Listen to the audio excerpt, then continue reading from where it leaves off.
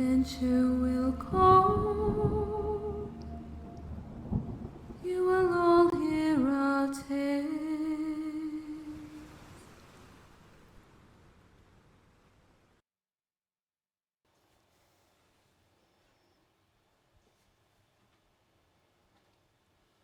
Hello! Hello, is this working? Am I on? I'm on. Hello! And welcome back to the channel, folks, for the newest episode of our homebrew D&D campaign, the Chronicles of Iridica. Not too many announcements to get through today, but I'll just quickly whiz through them so we can jump straight back in. Starting off, as always, with our love for all things Game Tea. For those of you who are somehow not aware, after 38 odd episodes, Game Tea are a wonderful UK-based small business which does a wide range of accessories for tabletop stuff, but also like a wide range of pop culture stuff altogether, from art prints, leather goods, t-shirts, dice trays, all kinds of amazing stuff. We are a big fan of their scented candles. Their scented candles are amazing, and they've just had a massive restock of those. So if you like nice smelling things in your house and you like setting things on fire, go and check them out because it'll tick all your boxes. And if you go to gametea.co.uk/Iridica or use the code Iridica at checkout, you can snag yourself a nice little 5% off. So go treat yourself to something nice. And we also give our thanks, as always, to tabletopaudio.com for being the providers of our background ambience. They have a wide library of all sorts of different background musics for a wide range of tabletop RPG scenarios, everything from fantasy, western, historical, sci-fi, and it's all free to use with accreditation. So yeah, go show them some love. And of course, we also give a big old Iridica welcome back to Max for rejoining us to continue Atlas's journey, Atlas's story. Well, thank you for having me. Oh, we are absolutely thrilled. We loved last episode with Atlas, and we can't wait to see where he goes from here. And of course, if you enjoy the shenanigans and you want to keep up, please like, follow, subscribe, delete as appropriate. It all helps the channel, and it makes us feel all warm and fuzzy inside. So, without further ado, last session recap. So, last session, after leaving some ship housekeeping instructions with Rahesia, the party managed to get some directions to the Cure and Cut butcher's shop located in the slums on the Emberwood edge of Fata Morgana. Arriving in the vicinity of the butchers and making plans for some stealthy observation, the party bore witness to an individual being forcibly ejected from the shop by a burly orcish woman. The individual, a young man in practical garb and sporting a finely groomed moustache, was intercepted by the party and offered drinks at the nearby tavern, the Hanging Sovereign, in exchange for his story. The man introduced himself by the name of Atlas, an acting lieutenant in the Sovereign's Navy, and revealed that he had been ejected from the Assassin's Den for the audacity of requesting a refund. Atlas went on to disclose that he had hired the Crimson Eclipse's services to eliminate a professional rival of his, but the target had been killed in a freak accident before the assassins could intervene. As such, he was seeking a refund for services paid for but not rendered. With a common adversary, Atlas agreed to team up with the party, with Leftfield in exchange offering enough poison to remove any further career obstacles in the young man's way. Entering the Cure and Cut under the guise of having captured Erebus, the group was led to the masters of the chapter, Goliath brothers Cairn and Barrow, formerly of Erebus's chapter. Erebus seized the opportunity to strike out at Cairn, and in the ensuing melee, the Goliath met his ends at the hands of Leftfield. Now, with the sole brother Barrow remaining, along with a halfling cook, we rejoin combat in the Crimson Eclipse lair at the top of the initiative round. Now, let me just change cameras so that everyone can see. There we go. Mm-hmm. Good. Boo. That was Okay. Was that the darkness spell that was around Erebus, wasn't it? Yes. Okay. Yeah. So, top of initiative round with the halfling, with Barrow up next.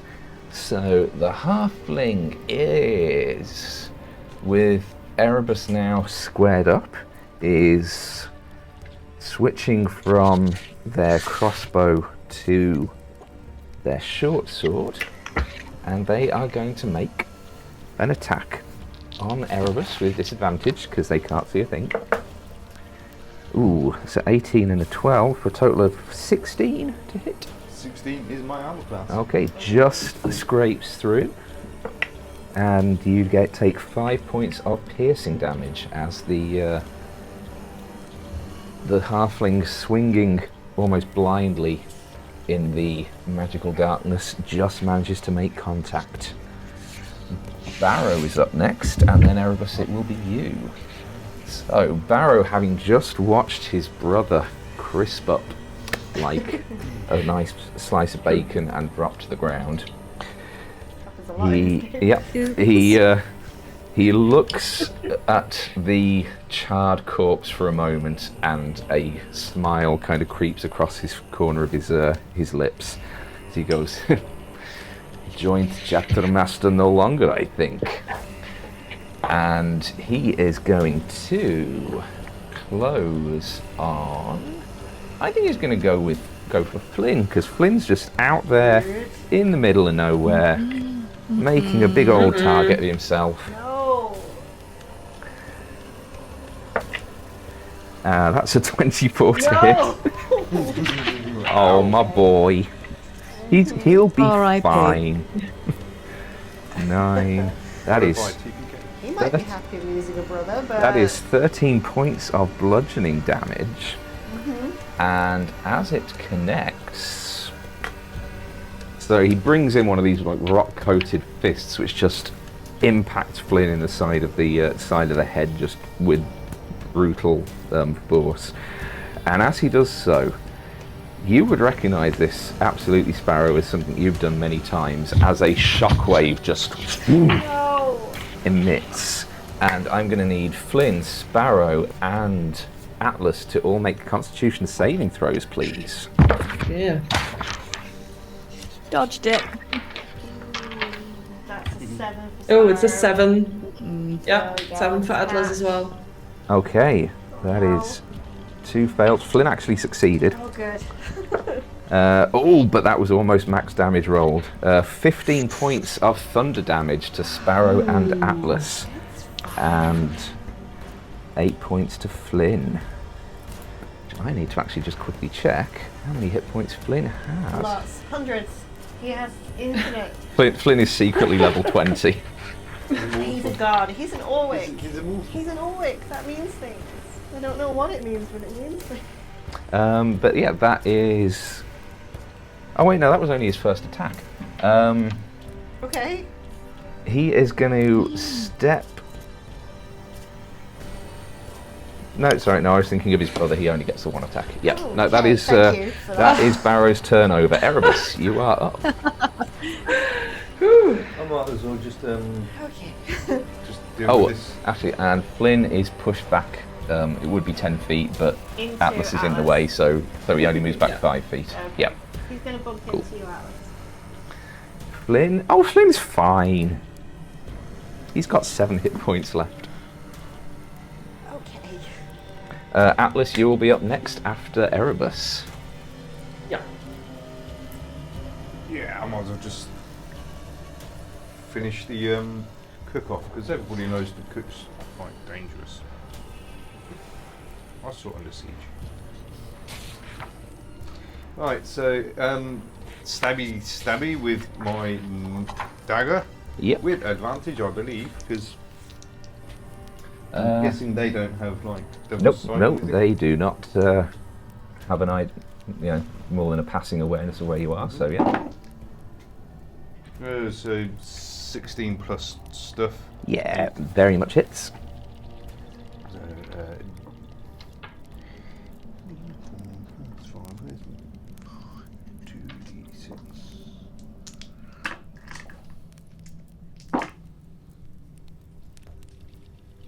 Eat a bit of cake, because I can. Wait, this is the wrong. Is it? 14 damage on that one. Okay. And then I'm just going to offhand attack with my mundane dagger.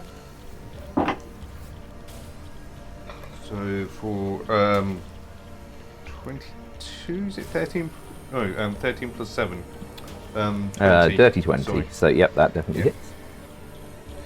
It's just a D4 because, which is 2. Okay. So even through the pitch darkness, you can, just from picking up on the sort of the breathing of the halfling, the footfalls, you can tell he is hurt. He's obviously still got some fight left in him, but your attacks are definitely making a decent impact on him. I think I could just.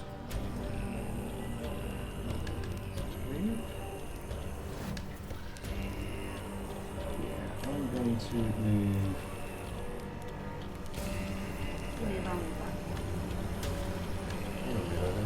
Okay. No, actually. Half in, half out.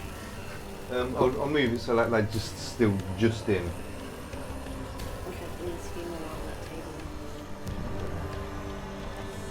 Yeah, okay. Yeah, Okay. yeah, that works. That works. Yeah. Atlas, you are up. Flynn will Yeah. be next. Just as he was about to draw his sword, Flynn just bumps into him, or is Yeah. thrown into him. Oh, rather. sorry about that. Oh, move, why don't you? And he's going to push Flynn aside and step forward, drawing Okay. his sword this time. And as he Okay. does, a few spectral swords appear next to him, and he's going to cast Sword Burst, which is a dex saving throw. Okay. I'm going to use my floaty dice for this. I should not have used my floaty dice for this. That is a 2 on the dice for a total of 2. Should I move Yes. Are you going up to Barrow then? You there? Yes, yeah, thank Okay. you. And that's a d6 damage, so that is going to be a 4. Okay. Stay. Never mind. Okay.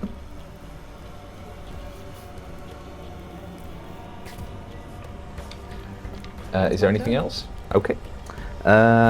Flynn is looking very badly hurt. No. Bless him. So I think he might have to actually heal himself.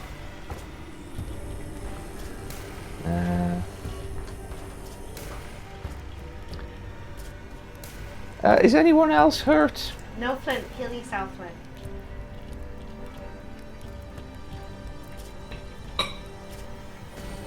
Atlas, how are you doing?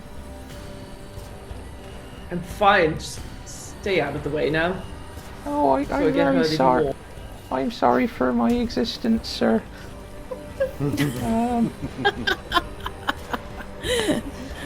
no. Oh, well done, Flynn. 3d8. Yeah, Flynn does a 3rd level cure wounds. On 3d8, he rolled 2 8s and a 7. Nice. So, Good, good. Hey.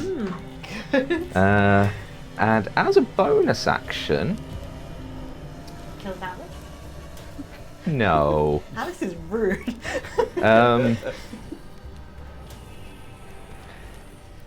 He calls over to you, Atlas, and just says, I'm very sorry for my poor performance. I will try and do better for you. And he gives you bardic inspiration. So you have a 1d8 you can add to an attack roll, ability check, or saving throw. Okay. And that is... And actually, I think you might just back up 1 space orderly as well. Yeah. Okay. That is his turn. Sparrow, it is your turn, and left field, you'll be up next. Oh, the temptation to get Atlas in this spell after treating my brother like that. But Sparrow's going to move to just to about there. And I'm going to flip Coin of Frost. Okay. So, wait, which is heads or tails? Oh. It is the goddess, which means that within a 30-foot radius central to me, friendly creatures in this area are granted the benefits of protection from energy spell, gaining resistance to cold damage for an hour without requiring concentration.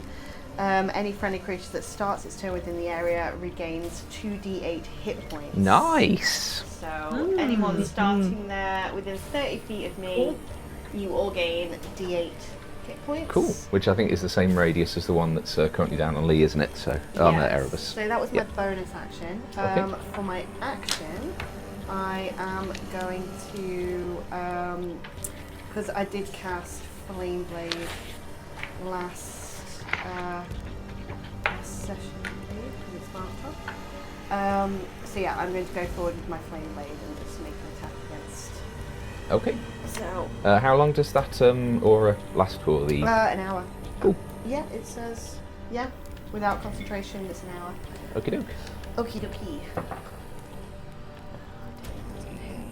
Oh, we have 15 check? 15 just hits. That is his AC. Oh, okay. And that is 15 points of damage. Okay. 15 points of fire damage. Did you say I got hit points back as well? If you start your turn in there, you're going to get 2d8 hit points in the area back. Okay, that's my turn. Okay, left field. Okay, just to refresh my memory, I'm sure left field would have observed this. When the blade is striking, there's a sonic boom and there's thunder damage. Is that correct? It's not a blade. It's literally he's fighting barefisted. But yes, but yeah, Okay. when he landed the hit on Flynn, it triggered a thunder wave spell. And you just got 'Got 14 it. hit points. In that case, I'm going to use my 2d8 to restore 8 points of health, thanks to Sparrow's Coin of Frost. Yep. And I am going to manoeuvre around just slightly here. I'm heading towards the darkness, so I'm just about to disappear into the darkness. But I'm going to say Okay. to him, I prefer my violence quieter than this, as I cast Silence. Oh. Yeah, and I'm going to centre it on him, so that's a 20-foot radius. Now, everyone in that radius is going to be deafened. And if your spells contain a verbal component, you're not going to be able to use them. However, Oh, you will be nice. completely immune to his shockwave thunder damage. Because it's like a noise-based thing.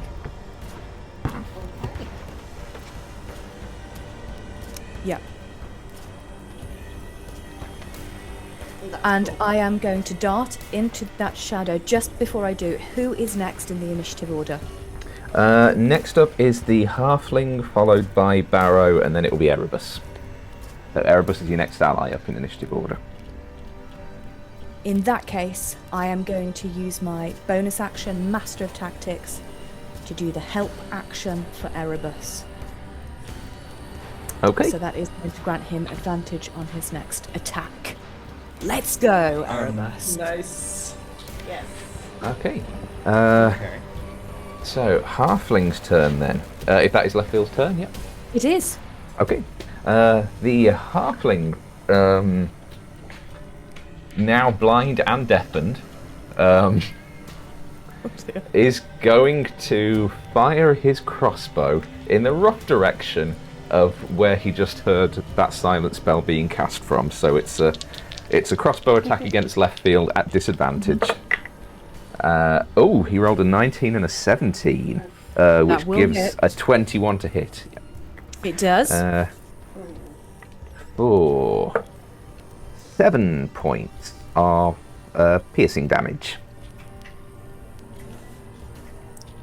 Okay. Okay, that's silence. Is that a concentration spell? Ooh, I can't remember. Yeah. It is, yes. So, Right. I mean, it's only a DC 10, but it does need to take a require a concentration check. Yeah, sorry, let me get my... Yeah, no worries.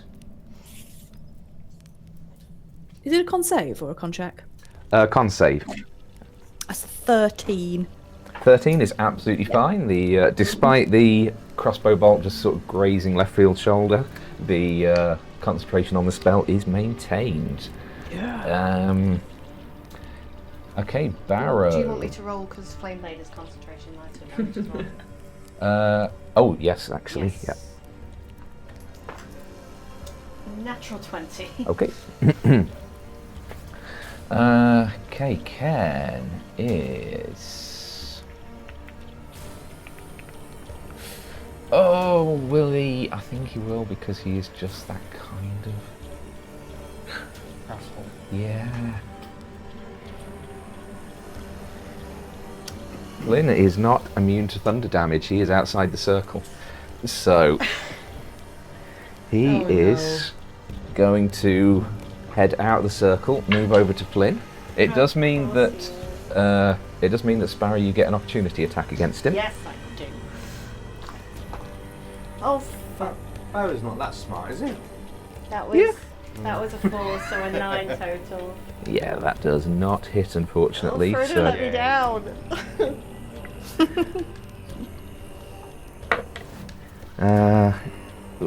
that is a 17 to hit on our boy. 4, 6, 7, 8, 10 points of bludgeoning. And hang on, no, he gets to roll that. He actually got 14 hit points back. It's 2d8, wasn't it? Yes. Yeah. Yes. Okay, and Constitution save for Flynn. Succeeds. 17, 7, 4. So he takes 4 points of thunder damage from that. Okay, that is Barrow's turn. Erebus, you are up. Atlas, you will be next. Remember Yep. advantage on the attack.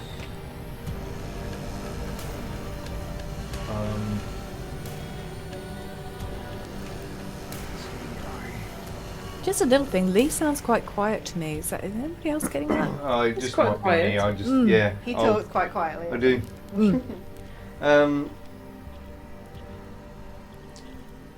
In that case,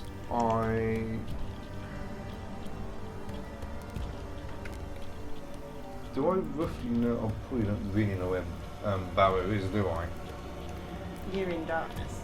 Well, yeah, I've got blind sight. That's only out like 10 feet. Yeah, I mean, you still have a sort of a rough awareness of the battlefield. It's that's why it's like you can still move to, even if like you're in darkness, you can still move towards enemies because of the fact that you're using your other senses. So everyone, yeah. everyone else in like darkness, they can't see. So what I might do. Erebus, you do have advantage as well, or in this case, that will, I'm sure, just make it a normal roll from my help action from Master of Tactics. Well, so with blind sight, if they're within 10 feet of me, yeah, I'm going to need a decision on what you're doing. do you know what? I'll drop darkness. Okay. Okay. I'll sort that in a moment. Yeah, Okay. and I'll take a shot with an arrow at Barrow. Okay. Try and soften him up a bit. I will just remind you, it is a house rule that if you fire into a melee and you roll a natural 1, it will hit one of the other people in the melee. So just as a reminder. Yeah. I mean, what are the odds of them rolling Well, natural I've got advantage. That's like something that gets said before someone rolls a Yeah, 1, doesn't it? I Yeah. know. Well, if I roll 2 How ones, good are your dice's comedic timing? I mean, I'm tempting Let's fate. find out. I'm Let's saying find it. You're out. never going to roll a 1. I can see at least one from here. One's a 1 and the other's a 10. Okay. So with my short bow is a 17. Yep, that does hit. To hit. So that is a D6 plus 4, and I get my sneak attack as well because there's an ally within. Yeah, I shamelessly stole that from Fantasy Flight's Edge of the Empire system, but it just I makes like it. just makes so much fun with friendly fire incidents. Oh, yeah, Still only fun. 10 damage. Hey, 10 damage is 10 damage. Yeah, and then I will.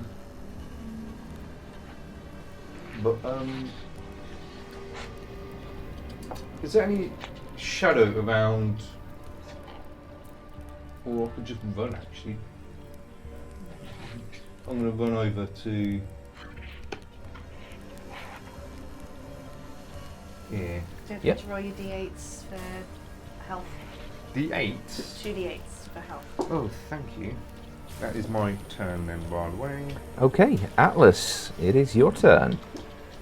Would Atlas be aware that he can't use any vocal spells? Yes. Yeah, Okay. when a silent spell like that goes up, it is literally everything is. It's like there's not even any background noise or anything. It's a very noticeable, like being Okay. plunged into a sensory deprivation chamber sort of thing. Okay, well, in that case, at the point where he is currently, he is going to go bend his knees, and do something on the ground, and he's going to cast Snare on that particular spot. Okay. Which means that it needs an intelligence saving throw to even see that there's a snare there. And it can trigger on a small, medium, or large creature moving onto the ground or the floor of the spell's radius. Nice. Nice. Don't forget your 2d8 for health as well, Atlas. Sorry? You've started your turn near Sparrow, so you get 2d8 health as well. Oh, yes, good. So It's a do 5 and a 1. does he make that saving throw now while you're casting it, or does he make it if he No, it goes makes to it move across when that space? when he moves on it. Okay, cool. So in that case, Atlas is obviously going to move away from that spot. Yeah. Let's see. Do I have something I can put down to represent the snare? Thing is, I what's do. the radius? Because I've got radius things. It's just on the one square. Oh, Thing is, I do actually have some snare miniatures at home, but it didn't even occur to me that I might need them, so they're Do you want me still to- sat. he can stand on a coin. Yeah, that's fine. Yeah. No, it's not Does on he- him. It's the space where Atlas currently is. Oh, that's Yeah. nice. Yeah. Okay. Yes. It's a dex saving throw if he crosses it. Okay. Right. And you were moved. Atlas is going to move closer towards Sparrow. Yes. Like that? Thank Yeah. you. Okay. And I'm going to add 6 HP. Okay. Thanks to Sparrow.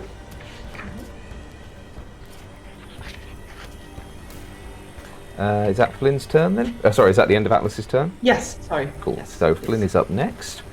Flynn is actually in quite good health at the moment. So he's going to. You can roll again because he's starting his turn. Oh, yeah. Within 30 feet of Sparrow. So. That coin is great. Oh, yeah, that is crazy OP. Okay. I think he's going to do a bit of wizard shenanigans.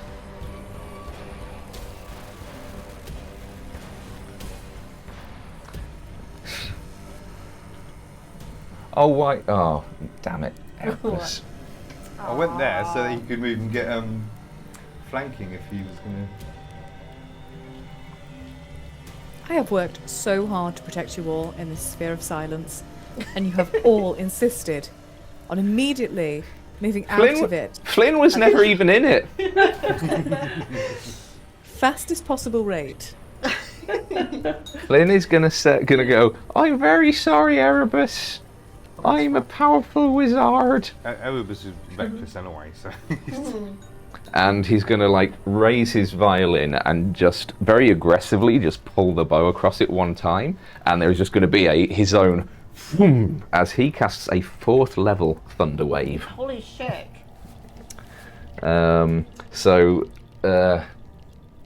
Erebus, you are gonna need to make a Constitution saving throw. Bye, Erebus.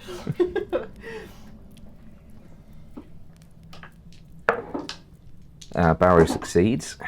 Oh, of course he does. Because he's bracing himself against Erebus. So 16 dex save. Okay, that succeeds. So you both take 9 points of thunder damage. He did not roll particularly well on the damage roll there. Hellish rebuke though. Oh, Sparrow will take you down. And I think that is going to be... Is Flynn going to run away? I think Flynn's going to run away a little bit. He's going to run a bit back down the corridor. Yeah. Okay. Good boy, Flynn. Barrow only gets a 3 on his opportunity attack, so... Good. And that is Sparrow. It is your turn. Left field, you will be up next. So Sparrow's going to move up to there, and I'm going to take my first attack with my flame blade again. So the flame of the sword is like glowing green as she strikes him down with that. So that is going to be a 19 to hit. Yep, that hits. Okay.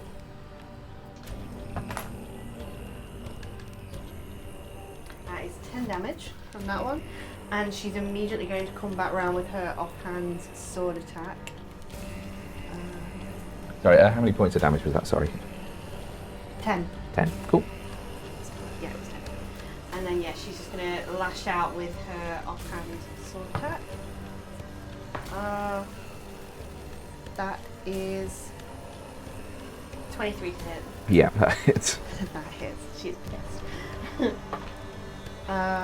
That is 6 damage with that. Okay.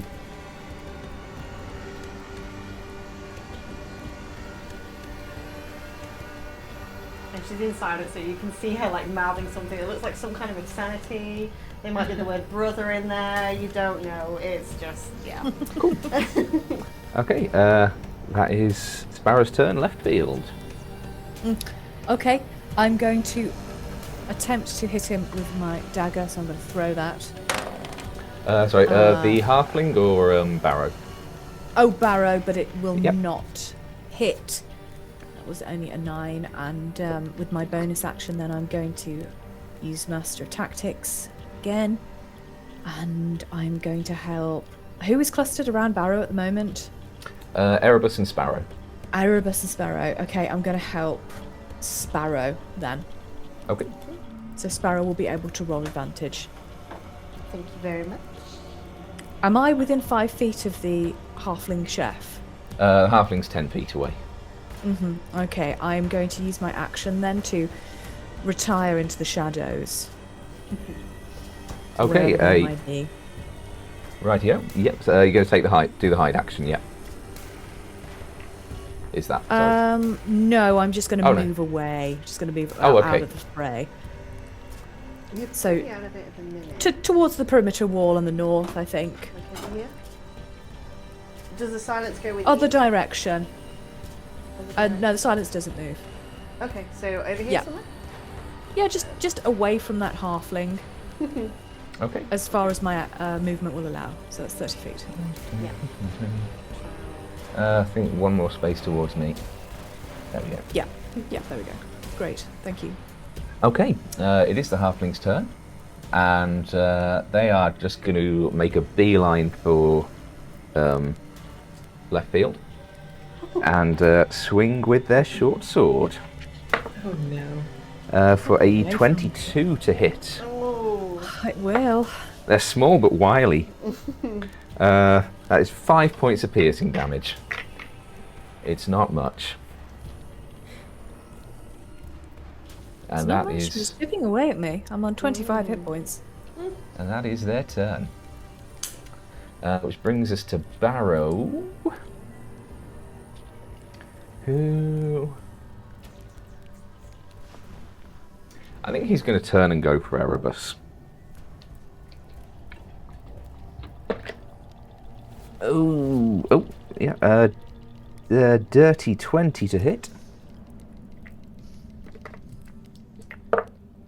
For 14 points of bludgeoning damage. I will use my shadowy rebuke because I do have that, Okay. which is dex save of 11, so it's not particularly thing. Okay. That is a 10. So, okay. So that is I think it's 2d10 for this because it's my what do you call it? No, it's 3d10. Sorry, 3d10. 3 times how much will be? Wow. It's, 8, 1. Oh, and it's 10. Okay. 19. So, shadowy review. Be Nice. cold damage for this, but Yep. so shadows from beneath him come up, whip at him, causing Okay. 19 cold damage. And I'm going to need you to make a Constitution saving throw as his attacks triggers a thunder wave.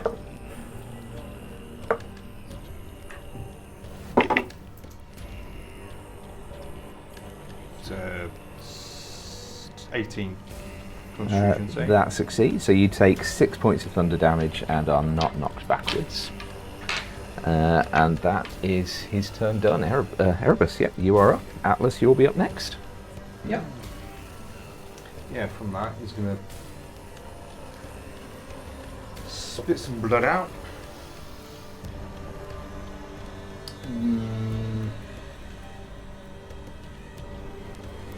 Yeah, I'm gonna move down here to get flanking. Go to stab him with my dagger.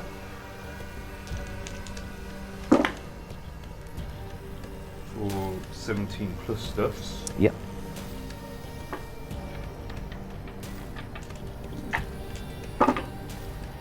And that's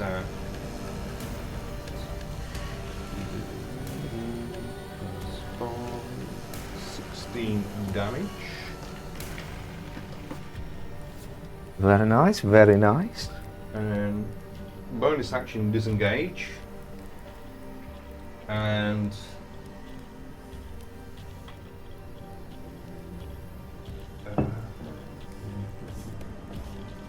move over here. Okay. Atlas, that is your turn then. Yeah. He sees the two others dealing with the big fellow. So he is going to turn towards left field, dealing with the halfling. Cool. And he is going to walk towards them. And he's clearly saying something as he's still within the circle. And as he's coming out, you can hear him say, "With such an efficiency you've never seen before." And that is going to be another sword burst towards the halfling, but I'm also going to use a power surge this time. Okay. So that is a 13 to hit. 13. Before I tell you if it hits or not, you do have your inspiration dice from Flynn, if you want to use. Absolutely, I'm going to use it. Inspiration is. Remind me which die? D8. Oh, hang on. 4. With the inspiration, that does hit. Yeah. Cool. And that is going to be. With the power surge, that is going to be. Extra force damage. Extra damage equal half of your wizarding level. Okay. And I rolled a 6 on that one. Plus. Wizarding level is. So 7, so rounded down to 3, that'd be, so 9 Yeah. total. Okay, the halfling is looking very rough. And that's my turn. Okay. Flynn! Oh.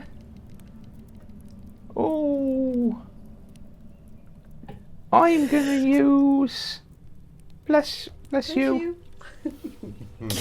He's a cleric now. I could be a very powerful cleric if I No, wanted. no, Flynn. I could. You could, but you shouldn't, Flynn. I can use Speak with Dead. You don't want to take away from the wizards, Flynn. In that case, I'm going to cast. Oh, actually, I don't really have much left at this point.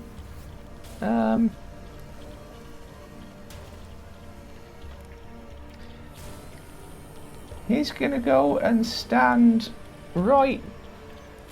She's going to be moved one space diagonally towards me. And he's going to do just a second level thunder wave this time. Oh, so poof. Which, yep, he does succeed his throw. But that's still 3d8. Which is 7, 8, 9, halved to 4. So yeah, Flynn lets loose another thunder wave. It's not super effective. But that is his turn. Sparrow, it is your turn. Left field, you'll be up next. So Sparrow again, just wielding the sword. She's just in a flurry of blows with her blades, and she's just flame blades, and the other blade afterwards. So it is, and I've got advantage from left field on this attack. So that is going to be 21 to hit. Yep, that does on hit. that one, and then 3d6 fire damage.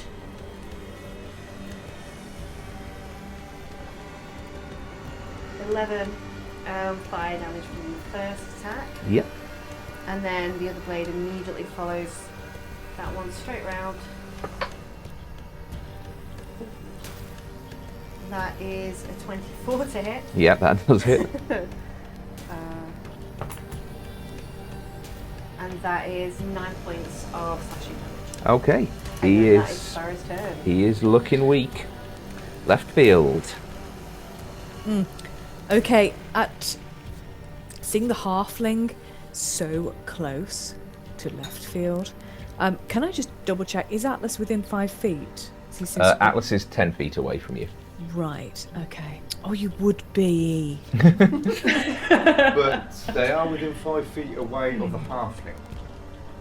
It's close enough. It needs to be within 5 feet to trigger the sneak attack damage. Oh, But that's okay. He's within 5 feet of the halfling, just not within 5 feet of you. Okay.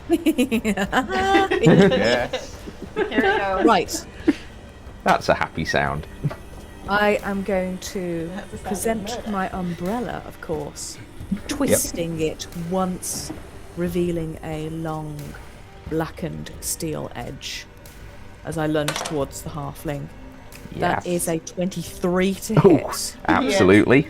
Okay, so we're going to trigger, of course, the first, which is D8 plus 2. That's 5 points of piercing from a rapier, isn't it?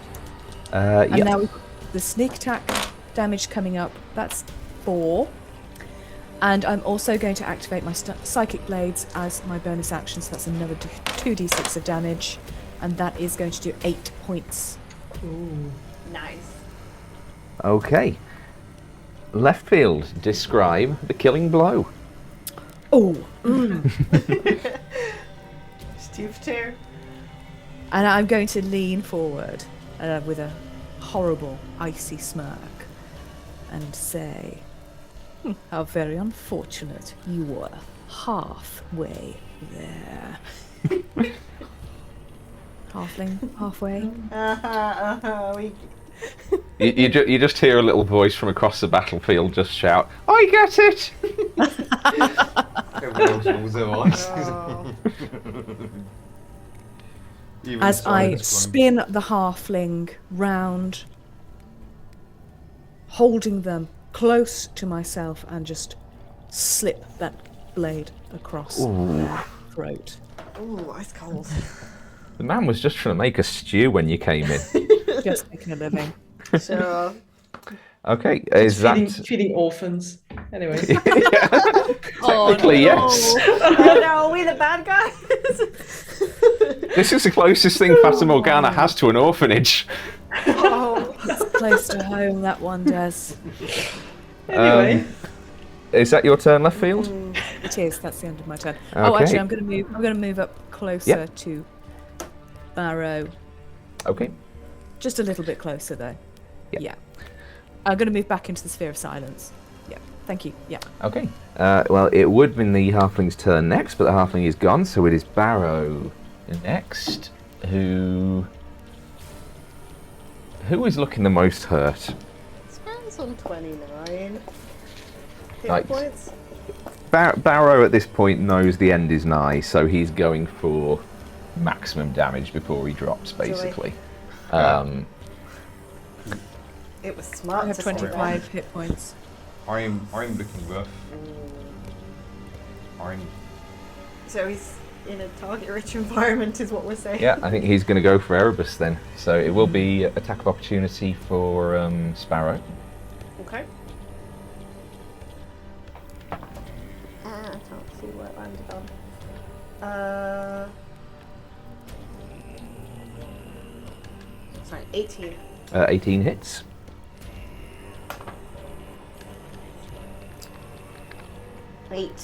Eight points of slashing damage. Okay. And he comes swinging in. Oh, but only gets a 16. That is my AC. That's fine, you've died before.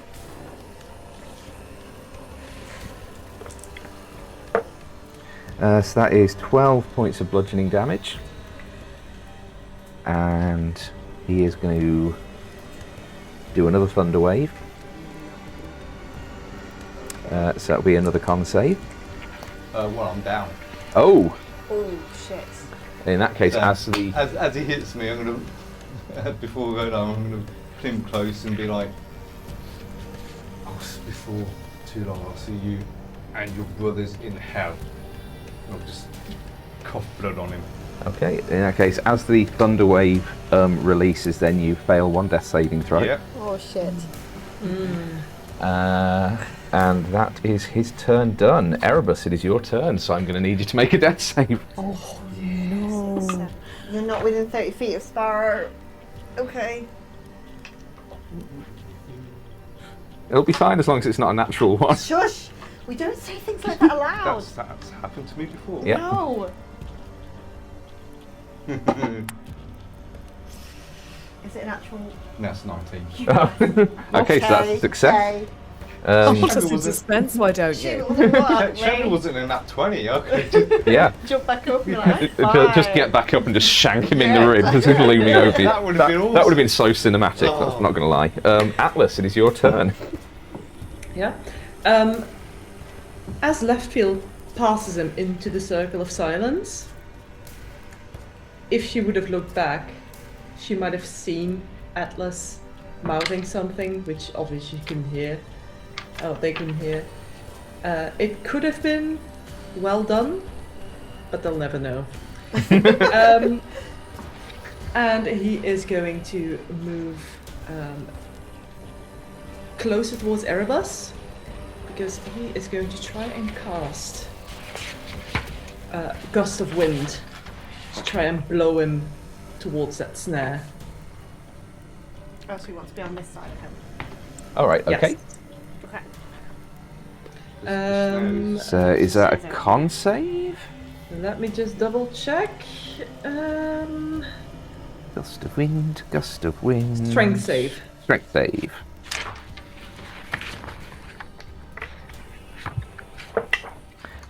Oof, that is a 10.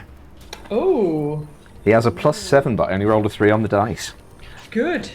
Well, Atlas is going to draw his sword, and as he does so, like a strong gust of wind will push him back, and he's going to try and aim him towards that snare. How far does he go? 15 feet. 15 feet, yes. So he's one more over towards left field. So he is literally one space away from being blown into it. Yeah, at least it'll give Erebus a bit of a break. Okay, my turn. very nice. He's already had a break. His Thank ribs, you I for think. blowing the villain towards me. As I a was- squishy rogue, I really do appreciate it. I was actually just having to double check if that gust of wind would have blown left field onto the snare, Oh, wow. which would have been just hilarious. But Would it have been, Rob? It would have for me. Would have All been for right. some of them. Okay, it is Flynn's turn. So Flynn is just going to shout out a healing word over to Erebus. So you get 5 points of healing, and you are conscious again. That's his bonus action.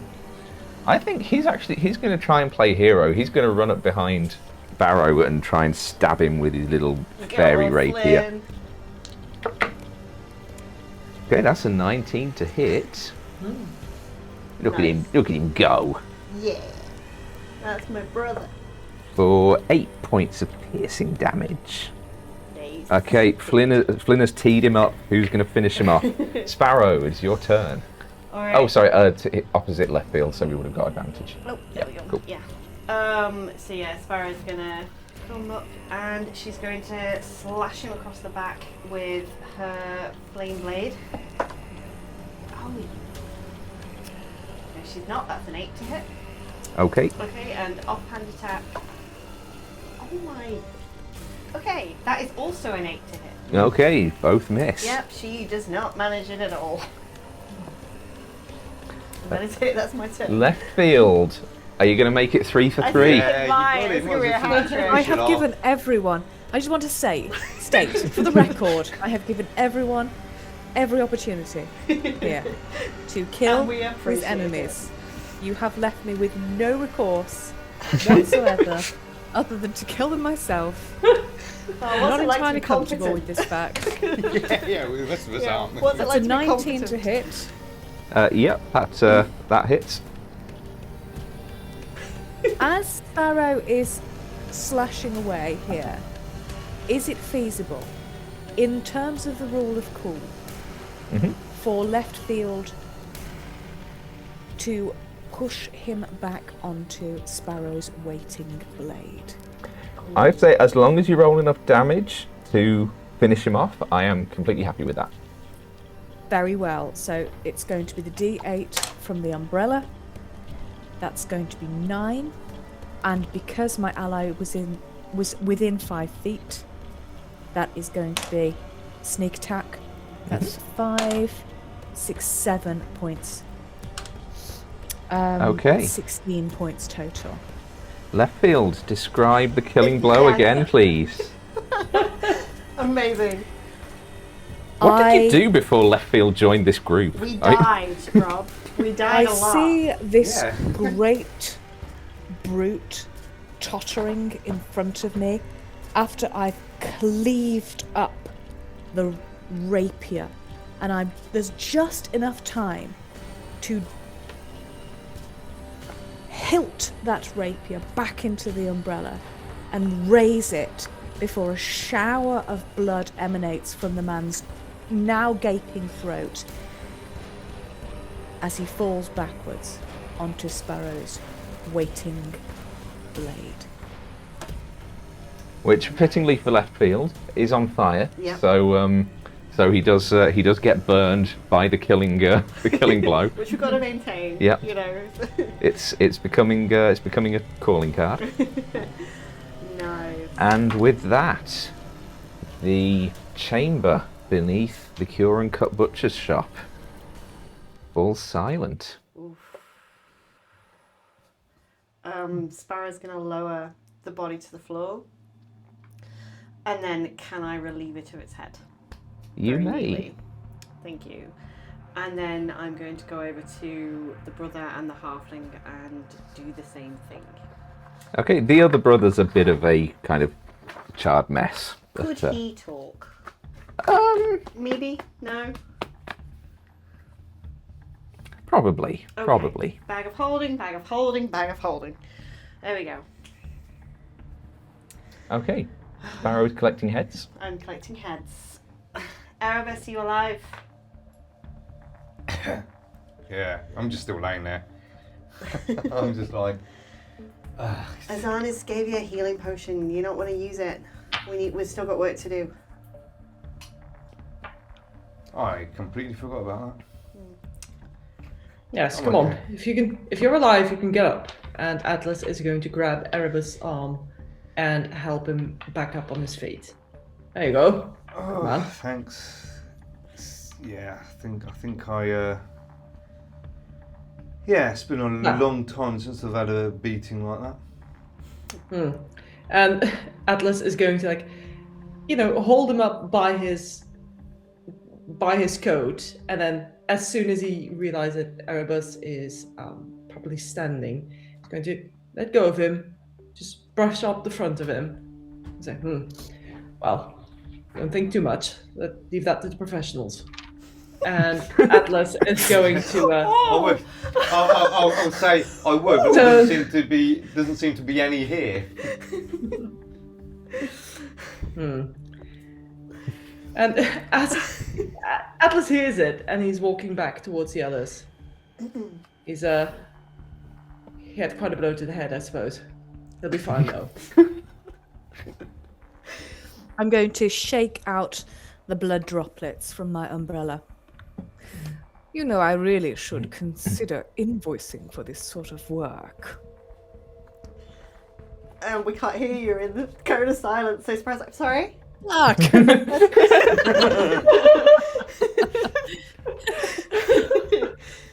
Is that permanent? Oh, Because I know this one. It's a book. I'm going to give. Actually, I can't hear that. no, you No. I can move though. All right, Sparrow's gonna I'm go going to to retire here in the cone of silence. Sparrow's gonna This is the best time that Left Field's had since joining the crew. have peace at last. I'm going to drop the silence now, I think. Yeah. I'm going to go over to Erebus and I'm going to hand him my healing potion if he doesn't look like he's about to take his own. I'll be like, keep it, it's fine. Yes, in order. Drink it. Now. Fine. I will remind you, you're still gaining health from the coin. It doesn't say when that stops apart from it says an hour. Like, I don't know if you want to double check that because it doesn't say that there's a time limit on it. It just, the only thing it mentions is the hour for the spell. So I'm assuming that the healing also lasts that long. Yeah, because it says any additional creature that starts its turn within the area. Okay. So, group hug for the next, 10 minutes, guys. Just I did not actually write those rules, so I cannot. oh, unless actually, it was in But it is a very high-powered item, I will say that. Yeah, because I've read it a few times and I can't see. I'm wondering if it's implied that it's just once. Benefits from the character's energy spell gain without concentration. Friendly weeks. Have you rolled for the Nope. for the potion of healing? Nope. Okay. You can roll it. Sure. See, as written, it does imply that goes on for an hour. I feel like as intended, maybe it's meant to just be on the turn it gets cast. Yeah. Because otherwise it basically as hell? Yeah. otherwise it basically makes any combat 10. Meaningless. Okay. Because that basically covers the entire battlefield. It doesn't require concentration, and everyone gets 2d8. So yeah. So I think that's how we're going to have to rule that from sort of moving forwards. Sure. Yeah. Okay. Okay. So you've healed Continue. 10. Mm-hmm. All right, we don't know how long we've got. Some of us are expecting some monetary return off this. We need to go and find that vault if we can. Can we start looking around the room, just seeing if there's anything of value within this room at the moment? Yeah, make an investigation check. I'll give you advantage. I'll give you a hand. Thank you. I'll help you. Did you check under that table? Did you check behind there? Oh, that that's so helpful. That's not at all annoying. Did you check the halfling's pockets? Erebus, I will stab you. You're very close to death. Just... yeah, it's 11. He's distracting me too much. It's just like... Yeah, with an 11, you kind of have a rummage around, sort of around the bar area, sort of in the corners. Not the corners, but sort of the nooks and crannies in the walls. You don't find anything apart from just basic. This looks like it's a very basic sort of communal living / training area. You find like cookery ingredients and stuff, cutlery and cooking utensils, that kind of thing.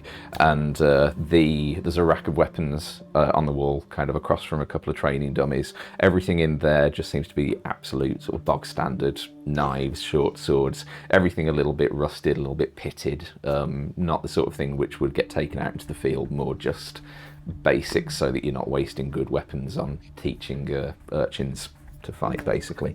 There doesn't seem to be anything particularly of value in this room. Speaking of urchins, can I go and help myself to a portion of stew? You may. Yeah, it's as well. Are you just collecting it, or are you actually partaking? Leftfield's an orphan. The stew's for orphans. Okay. Yeah, it's as you might not necessarily expect a big sort of cauldron of stew in the basement of an assassin's den to be particularly good, but halflings absolutely earn their reputation for their culinary prowess. It's directly underneath a butcher's shop, so it absolutely has access to fresh ingredients, and honestly, it's very, very good stew. It does kind of fill you with a kind of warm, comforting, almost familiarity.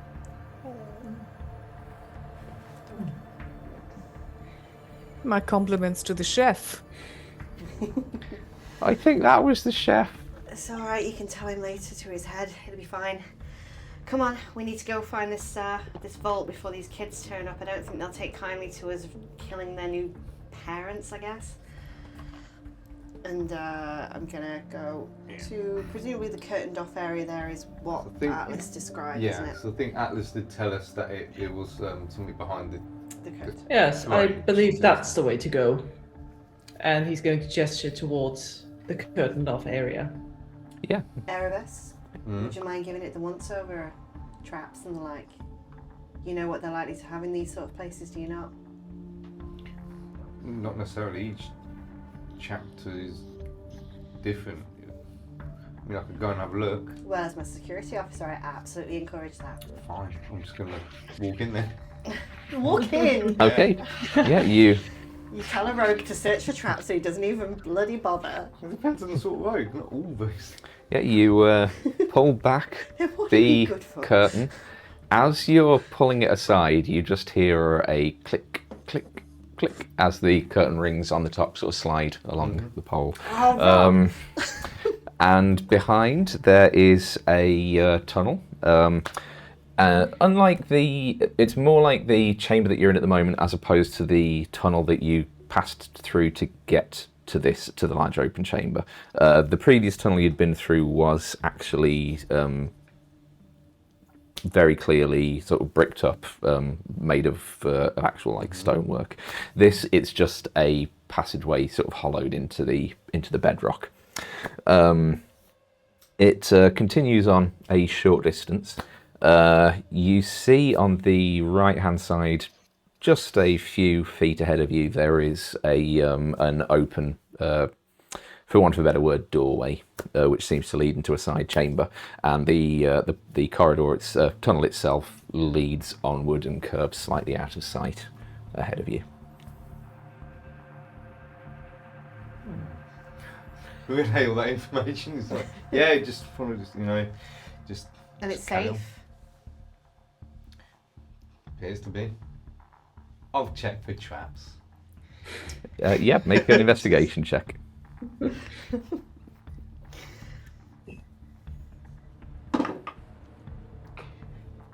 Seems fine. It's a 3. Yeah, this is absolutely not trapped. Okay. Wait there. I'm kidding, it's fine. Okay. So, Sparrow is I'll going to walk look ahead at anyway. you, and she's going to hold you back. And she's going to be like, just let's be safe. and I'm going to cast Summon Fae, which means I'm going to call forth... Do you have the material component for Summon Fae? I thought, because I had my focus magic, it's a gilded flower worth 300 gold, so probably not. Nope.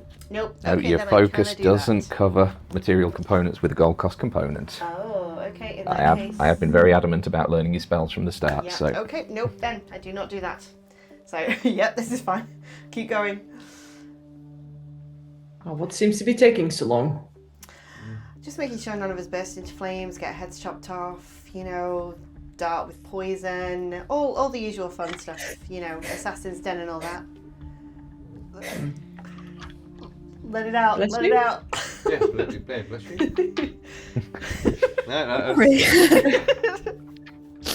Left feels possessed!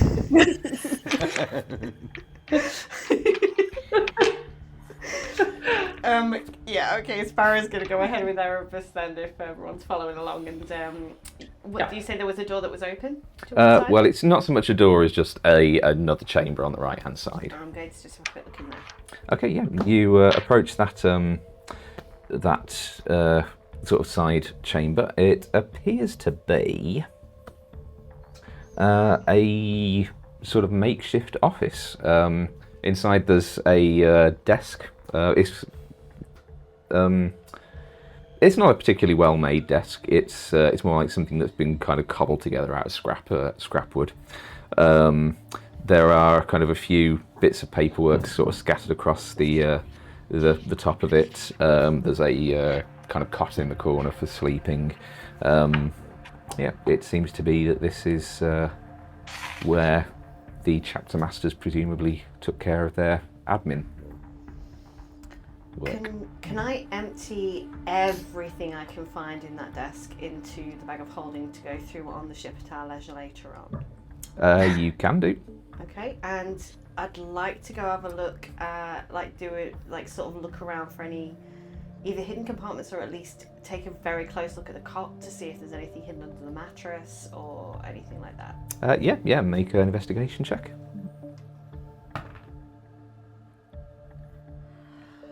I shouldn't even bother, really. I should just not.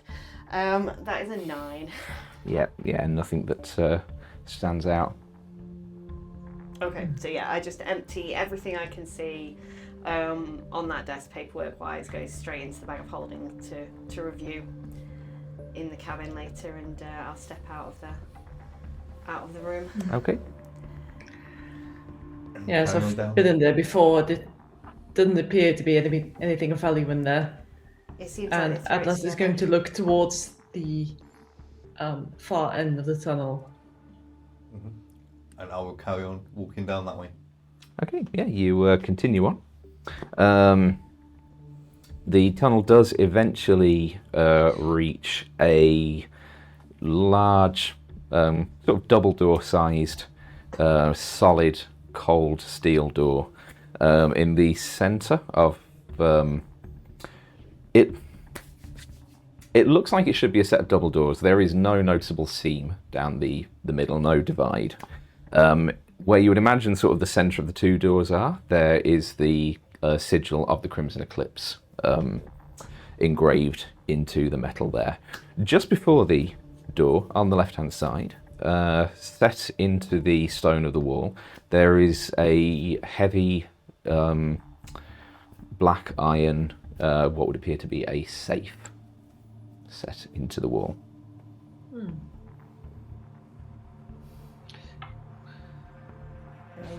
Just like a regular safe with a lock at the front of it. Anyone good at cracking safes? Um, Might want to check that for traps. I have thieves' tools, and I am proficient in them. So, that would be good. Okay, yeah, you can make an attempt to pick the lock. Would I be able to give advantage on that? I'd allow it, yeah. Yeah. But if there is money in here, Mr. Atlas, I'm assuming that you will want it. Well, obviously I would want what belongs to me. And what about our fee for finding it? If there is more than 2,500 gold in there, you may have the rest. I'm not a greedy man. I just want what belongs to me. That is very gracious of you. That's a 17 and a 6. With a 17, yeah, you sort of approach the safe, give it a quick once over. You begin to work your lockpick into the lock, and there doesn't seem to be any response to the tumblers inside from your lockpick. I would say with a 17, you would realise while attempting to pick it that this is a magical lock. Alas, Mr. Atlas, I'm afraid this particular lock is not my personal forte. But perhaps it is mine. And I would like to do an Arcana check on the thing. Yeah, make me an Arcana check. Would I have seen? No. No, that's Would I have a seen 6. my mentor have anything like this before?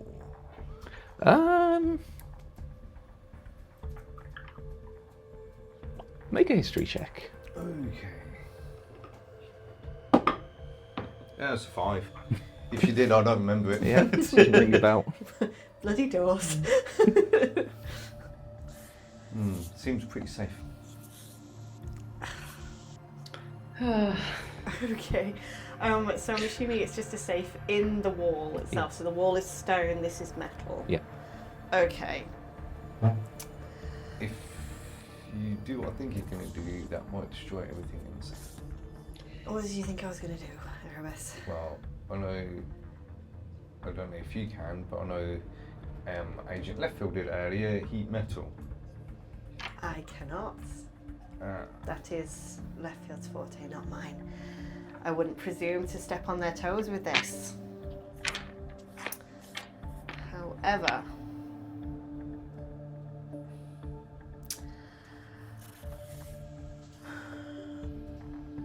okay. Could I attempt, if I tell everyone to step back, to cast Earth Tremor? So it says you cause a tremor in the ground within range, but if I put both hands on that wall, could I channel it into that wall? Is my question. We'll just take the whole safe. Yeah. I like it. It's the stone I'm after. Yeah, you can certainly try. Okay. How many spells do I have left? Okay, I have 1. Yeah. I'm gonna have to cast it at 2nd level, so it's not gonna be that strong. But yeah. So do you want me to roll damage for the stone? Yes. Yes. That is 8 damage on the stone. Okay. For that spell. Would it help if I tried to get like a blade in between? I would have asked you to stand back. Okay. Yeah, there's kind of a light trembling, a couple of not even pebbles, but sort of specks, sort of trickling down. That's about all. I need a nap before I do anything more than that. I think we might be out of ideas here unless someone can dispel. Well, what about all that shit you just put into your bag of holding? Just about to say. Yeah. Alright, fine. So I'm going to dig out all of the paperwork. I'm like, okay, let's look through. Well, you didn't say paper. You said what was on the you desk? said take everything on top and inside the desk and put it in the bag of. You didn't ask what was there. Because as you empty that out, you would find a leather journal, a heavy iron key, a small wooden box, a sheaf of what looked to be blank contracts, and just a few other, just like quills, bottles of ink, things like that. So wooden box, heavy iron key, leather journal. Yeah. Okay. Does the key fit the wooden box at all? It does not. It's a very, very kind of hefty key. Okay. Does it fit the safe? Does it fit the safe? Does it fit the safe? I'll hold it up to the safe. It looks to be the right size for the safe. Okay, excellent. Erebus, you do the honors. This is your like revenge trip, I guess. So I give him the key. I'm like, and also if there's traps, you didn't look hard enough, so go for it. Well, if there's any traps, you probably would have set them off. True. So I'm not opening it. Okay, yeah, you put the key in, turn it, and with the heavy thunk of tumblers turning, the safe unlocks and swings open. Inside there are piles of gold coins, bags of gemstones. You would take, sort of searching through it all, you would see there's around about 5,000 gold worth of gold coins, and probably somewhere around 3,000 gold pieces worth of assorted gemstones. Ah, finally. And Atlas is going to step forward. Right. Well, Payday. well, it's been a pleasure working with you, Atlas. We care to stick around until the end. Do you want to see what's behind the final door with us?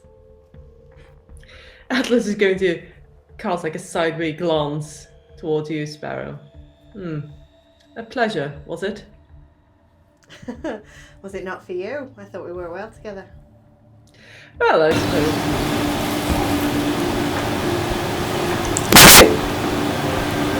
What is that?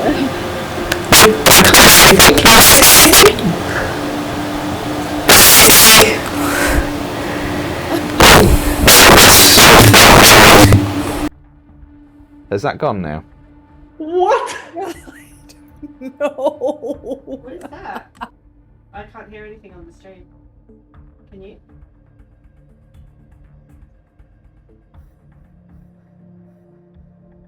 Okay, chat can definitely hear it, whatever it is. It's...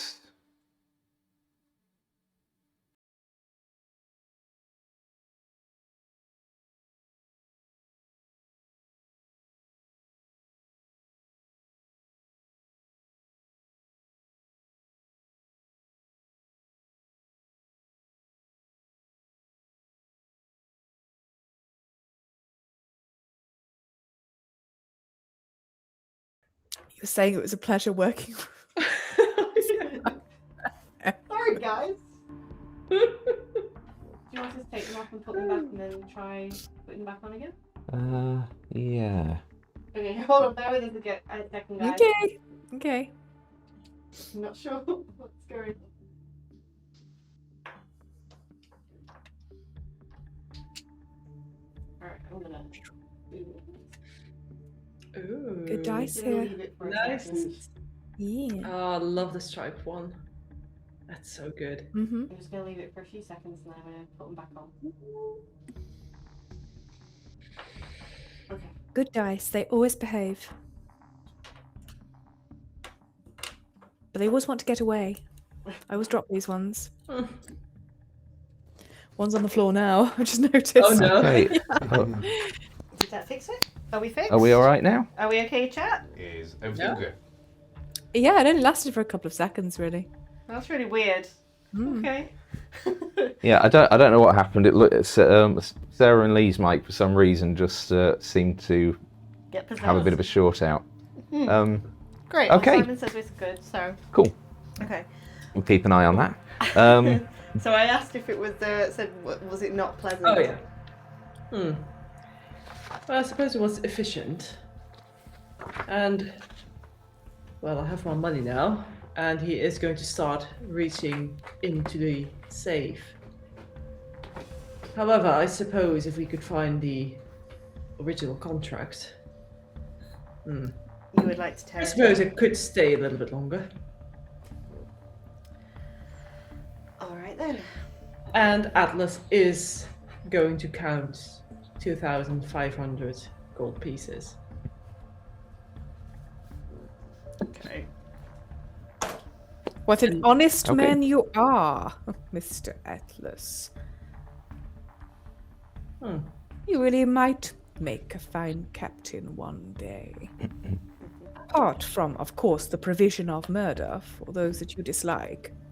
And sadly for you, there are ranks above captains, of course. Admirals, vice admirals. Who's next, one wonders, in your terrible path of ambition? I only signed the contract because I know I would make a fine captain. But he is going to smile a little bit towards left field. And he's going to pocket the money that he is owed. Well, One let's hope hope there's... for your... Go ahead. No, I was going to say, well, maybe we'll hope for more freak accidents then, if only to spare a few souls along the way. I suppose I do owe you a story, don't I? Maybe later. So I guess we clean out the safe. Yep. Okay. Okay. Okay. So once Atlas has had his refund, you've got 2,500 gold and 3,000 worth of gemstones. Yeah, I will sign over to left field and just say, House Shanralan, if we can find anything, any other contracts, maybe even some against some of the other noble houses, everything's worth something after all. If we find the vault, maybe, assuming this isn't it, maybe they hadn't set themselves up enough. But when we were in Frostholm, the vault was where you said he'd gone to talk to someone, didn't you, the captain? The chapter master. The yes. chapter master. So presumably there's a level of communication here on a certain level, and if we could disrupt that, then that disrupts the rest of the chapters. So on what this like metal door, if you like, Yep. it doesn't look like there's anything to suggest. It's just Make an investigation check.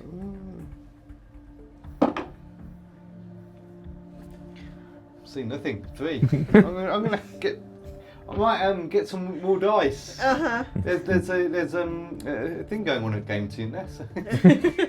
I will say, you would have, without needing to do any kind of like check, you would recognise that this door is identical in every way to the vault door that would have been in your old chapter, and identical as well to the vault door that you saw down the end of the corridor in the Frostholm chapter.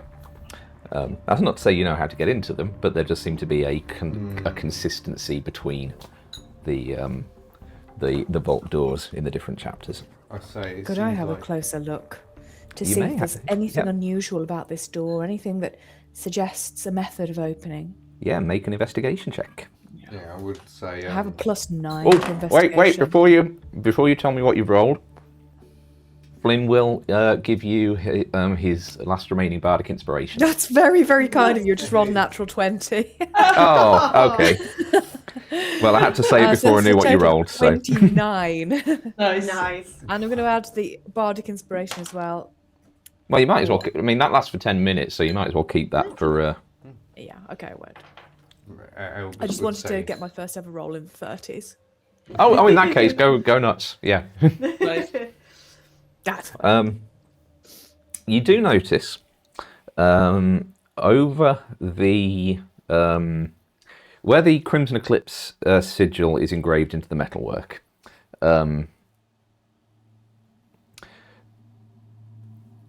Around the kind of top curve of the crescent moon sigil, the metal appears to be a little shinier, as if it's kind of been constantly rubbed.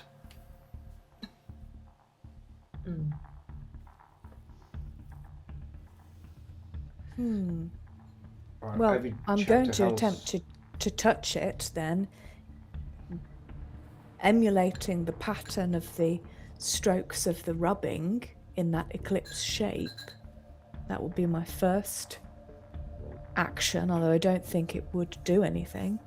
No, you rub your thumb across it. The metal does feel slightly warmer to the touch than you would have expected, being sort of underground like this. But there is no reaction to your gesture. And is this enamelled metal, or is this just graven into the surface of the door? It's more kind of enamelled. Yeah. Does there look to be any traces of blood or substances around the door? I would say with the 30-something that you rolled, I would say yes, you do spot the tiniest, not on the actual sigil itself where you've just been sort of rubbing across, but maybe kind of a few inches or so off to the right-hand side, there is the tiniest speck of blood on the door. I'm making a big leap of logic here, but I'm going to explain that to the group and suggest that Mr. Erebus. I just wipe some blood on my fingers, smear it on the thing, and say, every trapped house I've been in has had one of these sort of doors. I've never been through myself, but I will.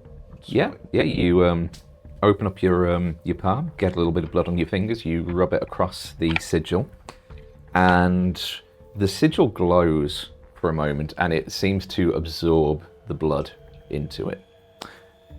But there is no reaction.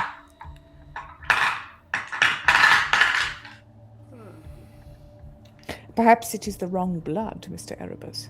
Or perhaps it needs a password. Or needs more blood. Or it needs the blood of the people who are the chapter masters, and I reach into the bag of holding and I bring out the head of the brother and I just slap it against the door and just... Okay. Nice. Yep. You just smear the stump of Barrow or Cairn, just out of curiosity. Barrow. Okay, yep, you smear sort of the stump of Barrow's head across the sigil. Ew. And again, the sigil glows, the blood seems to be drawn into the symbol. The blood on the where it's kind of hit the door around the sigil doesn't go anywhere, that remains. But as it finishes absorbing the blood of Barrow, it again glows, and then you just see from top to bottom of the door this seam seems to appear, and as it kind of curves its way around the sigil, and with a heavy grinding, the doors begin to open. And it's 9 o'clock, so that's a good place for us to stop for our 15-minute break. Oh, So, brilliant. so we're just going to have a quick 15 minutes, just stretch our legs, use the bathroom, Sorry to refresh destroy our your drinks. ears, guys. I Yeah. will be know what right happens. back. Yeah, and we'll be back in a little bit. Yeah.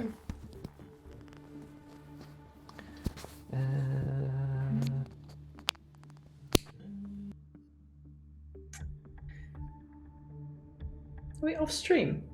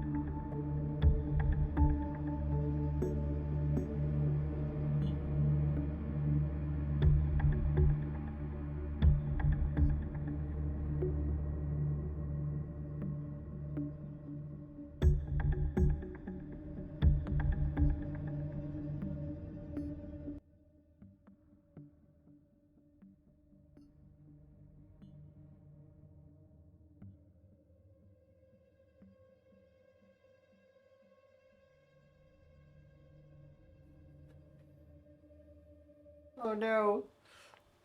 Okay, there we go. We should all be back now. Right, I did realise while we were on our break, because I'm a Wally, I forgot during the opening to show off our lovely, lovely new art. So, those of you who are in our Discord will have already seen this, but if you are not in our Discord, we managed to snare another commission slot from our favourite artist, Furball Sarina, Agatha, and we have a beautiful, beautiful portrait of our wonderful, handsome Gent Atlas. So good. Really nice.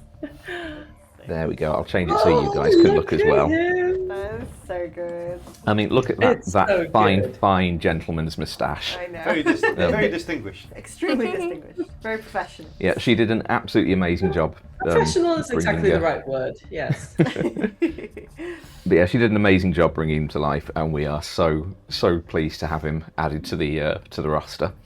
But wait, there's more.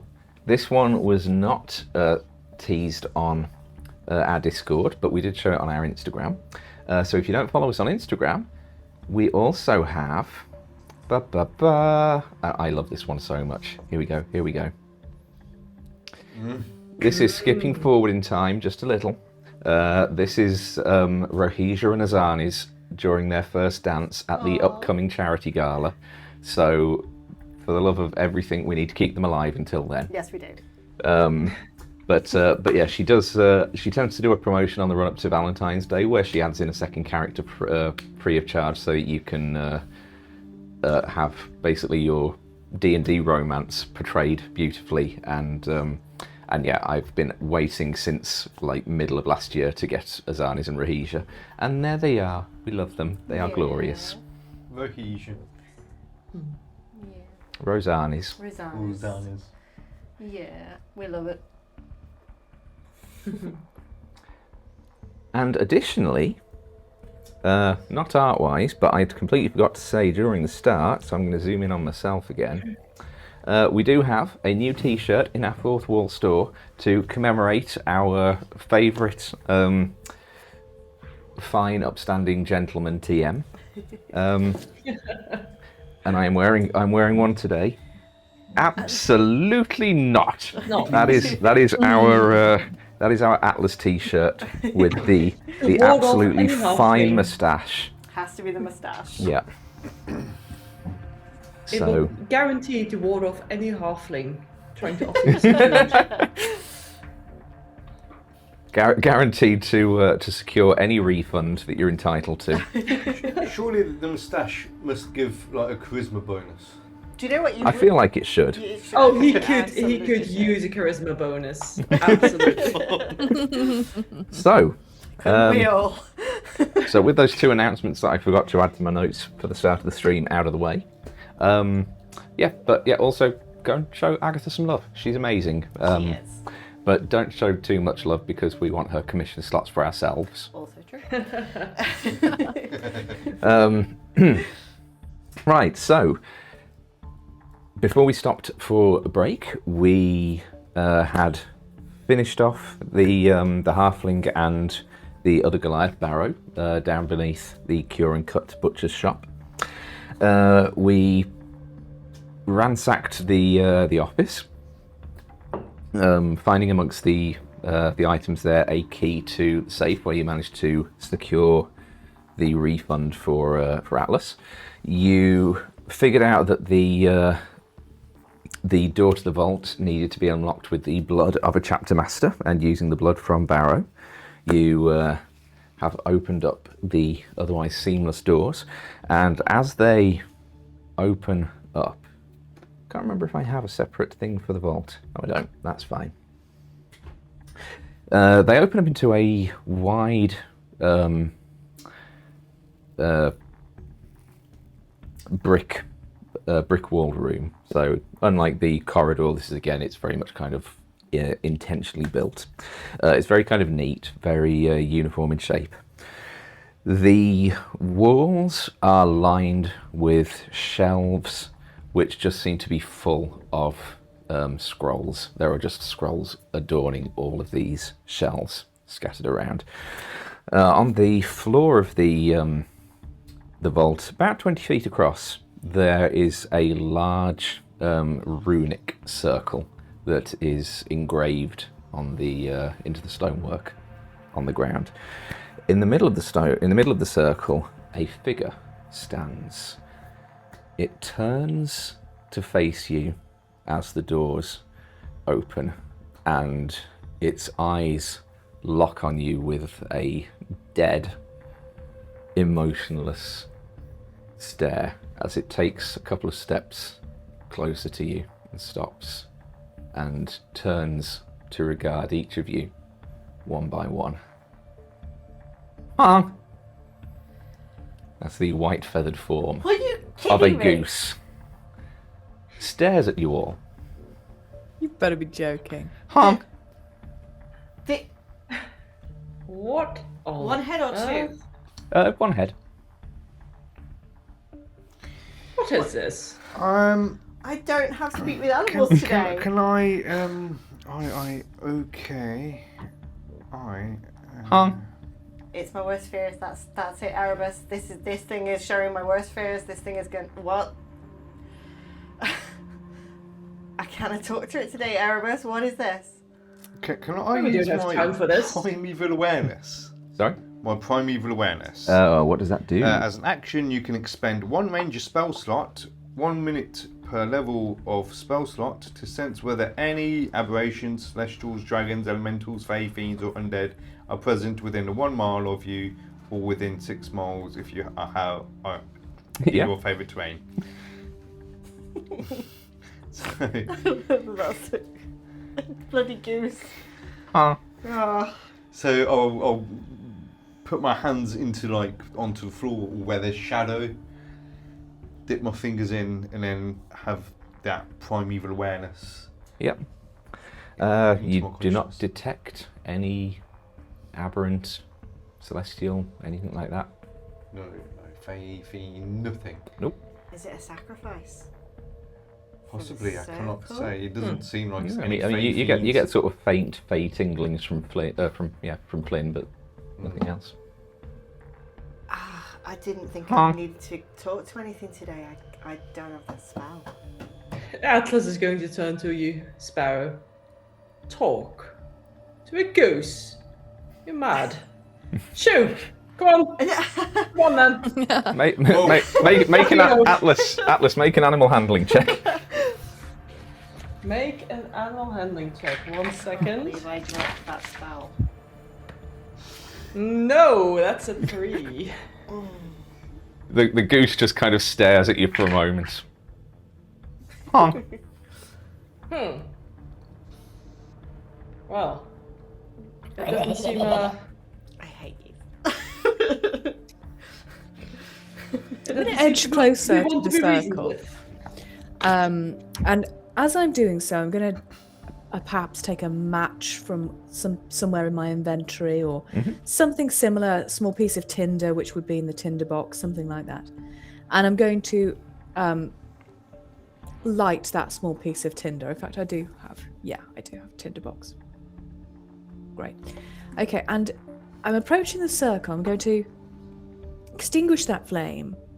And then with the smoke, I'm going to just blow outward onto the circle, looking for if there is an invisible barrier that is containing the goose within the circle.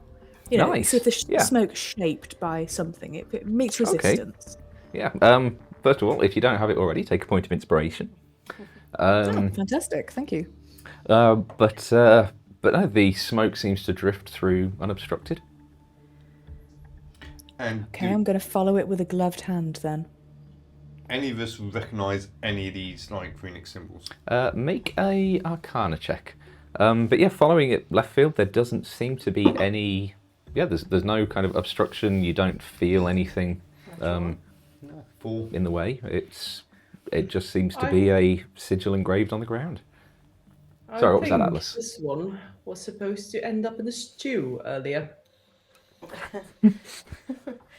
Or it is a sacrifice for the the sigil that's on the ground.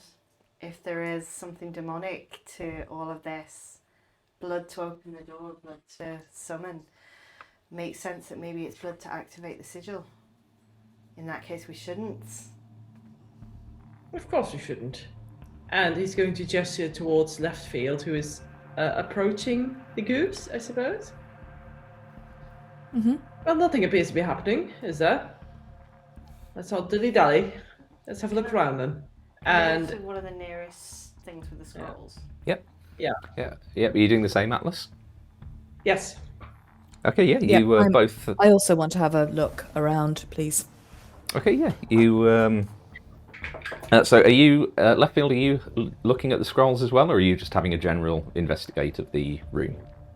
I'm going to have a general look around the room, whilst keeping Okay. something of an eye on this goose. Well, Okay. I'm definitely Yeah. tracking. Okay. Yeah. I'm Left tracking the field. You goose. make an investigation check then. Atlas and Sparrow, as you kind of head to different shelves and pull the first scroll that you see off the shelf.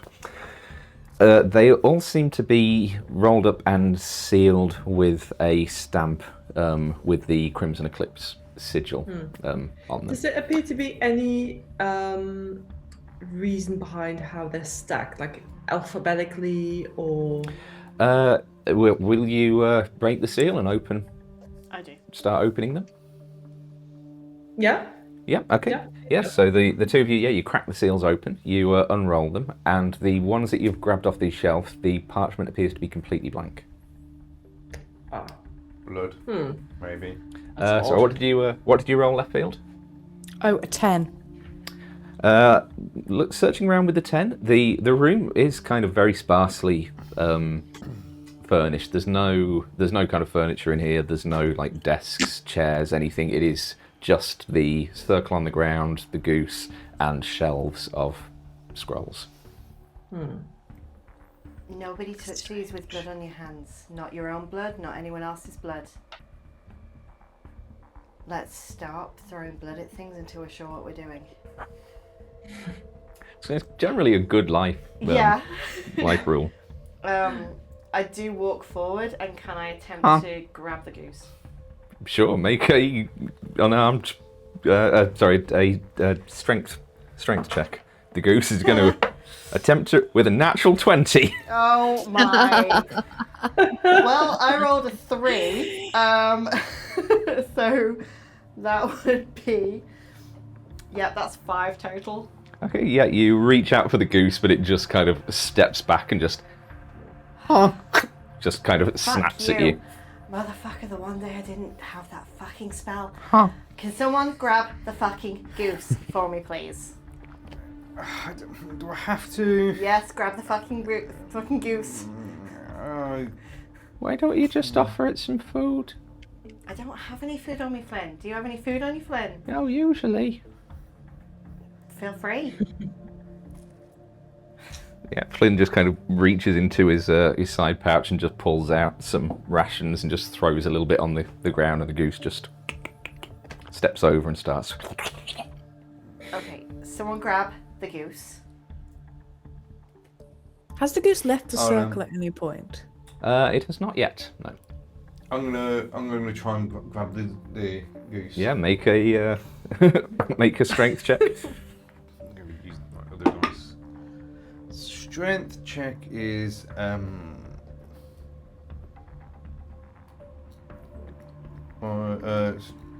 13. 13. The goose just slips away again. You sure we just can't kill it?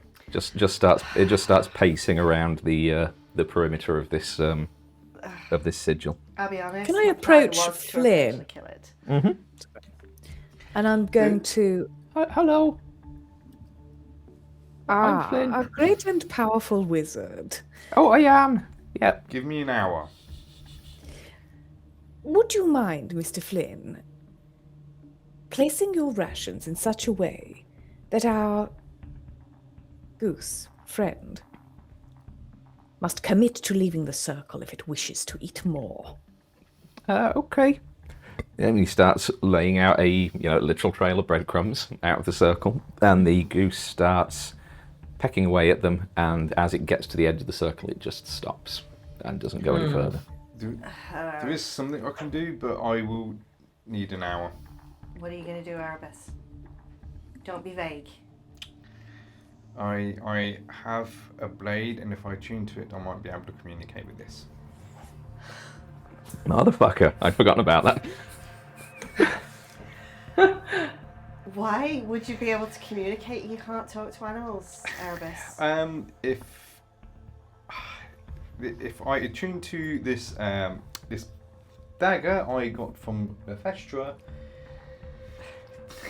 I should be able to communicate. You got a... That was the thing you sold your service for. No, that was... I can't even remember now. You can you turn into turn into a goose if you have the blade. Yes. How is that useful? It actually saved my life once. It got me out of the chapter house. Oh, the last chapter house you blew up. Yeah. An hour. Yes. So I'm gonna get the dagger, lay it down, Alright. start attuning to it. Okay. While we wait then, do we have any objection to pulling the rest of these scrolls off the walls, get them in a pile, let's see if they're all the same, if there's anything different to them. I will quite happily take as many as we can if we need to take them anywhere. Is there any objections to that? We've got an hour. Has anyone already done an Arcana check on the rune circle? I think Erebus did. No, someone did. Yeah, I did an Arcana check, but it was like low. Yeah, but if you want to do one, or something. if you want to do one Atlas, you are welcome to. Yes, I'll have a go. Oh, it's 13 plus 4. Wait, what is this? 17. With a 17, it's not anything that you recognise as being sort of in your area of magical study. Well, whatever it is, it's no use to us now. And he is going to follow Sparrow's lead and pull some more scrolls from the side of the room and just opening them, hoping that there's something on there, at least in one of them. Okay, yeah, the two of you begin opening, like breaking open the scrolls, and as you kind of work through them one after the other, after about sort of the initial sort of 10 minutes or so, every one that you've... Sorry. I'm a friend of the sea, which means I can communicate simple ideas to any beast with a swimming speed. This is a goose. Okay. So, so after 10 minutes of cracking open scrolls, every one that you've opened so far has been completely blank. What do you want to try and communicate to the goose? Alright, I'm going to walk over and Bear in mind, it's communicate simple ideas. This isn't a two-way conversation. So I'm going to look at the goose and I'm going to say leave the circle. Okay, make a persuasion check. Okay, come on, Frodo. Natural 20. Okay, for a total of 19. Okay. Have to make it last day. Okay, the goose kind of starts, like, cocks its head at you slightly and starts walking towards you, and as it gets to the edge of the circle, it just stops. So I'm pretty sure it really is a goose, but it cannot leave the circle. So I imagine I'm sitting in front of the goose, but I'm guessing none of us have actually stepped anywhere inside the... I don't know, have you? I thought it was implied that left field was moving into it. I mean, I know left field approach. Would you have stepped onto the circle to test the smoke, or? You said you followed the smoke. Well, I was putting out a hand, but then the others said that they were tackling the goose in the circle. Good point. Yes, actually. So yes. Effect, so I yes, so assumed there was no effect. Yeah. So in that case, yes, both of you have stepped onto the circle to try and wrangle the goose. And, Nothing happened. No. Okay. I will just, at this point, after observing Captain Sparrow, clearly concentrating on the goose, I'm just going to ask the goose, Goose, Huh? are you, in fact, a goose? Huh? And with that, I'm going to detect thoughts. Oh, does detect thoughts work on Does it work? Well, if on it waterfowl? is a goose, then presumably the thoughts will not be very advanced. But if the thoughts are, well, complicated, deceptive, structured, abstract, Okay. then it might not be a goose. Yeah, you get nothing from the goose at all. It's a goose. It's a goose. It is a goose. Yeah. We're gonna have to kill a fucking goose, aren't we, guys? Oh yeah. Oh. All right. How much longer? We've pulled scrolls. We've tried to communicate with the goose. I think Erebus has got about 40 minutes left on his attunement. Is there anything else you wish to do during this time? Take a short rest, I guess. Well, the question is, why don't we kill the goose? Because we don't want to spill blood that we don't know why we're spilling it. Ah, like the blood we spilled in the last room, Captain. Exactly that. Mm. You may not be aware of this, but there seems to be some kind of connection with a demonic creature of sorts. I would like to pull out my sketchbook and show them the image of the creature that stood behind Sasha in the fountain. Okay. So, Yeah. Sparrow presents to you this this charcoal sketch of a kind of large, sort of shrouded figure with kind of various sort of horns and spikes coming off. I will see if I can pop it to you on Discord. Just bear with me a sec.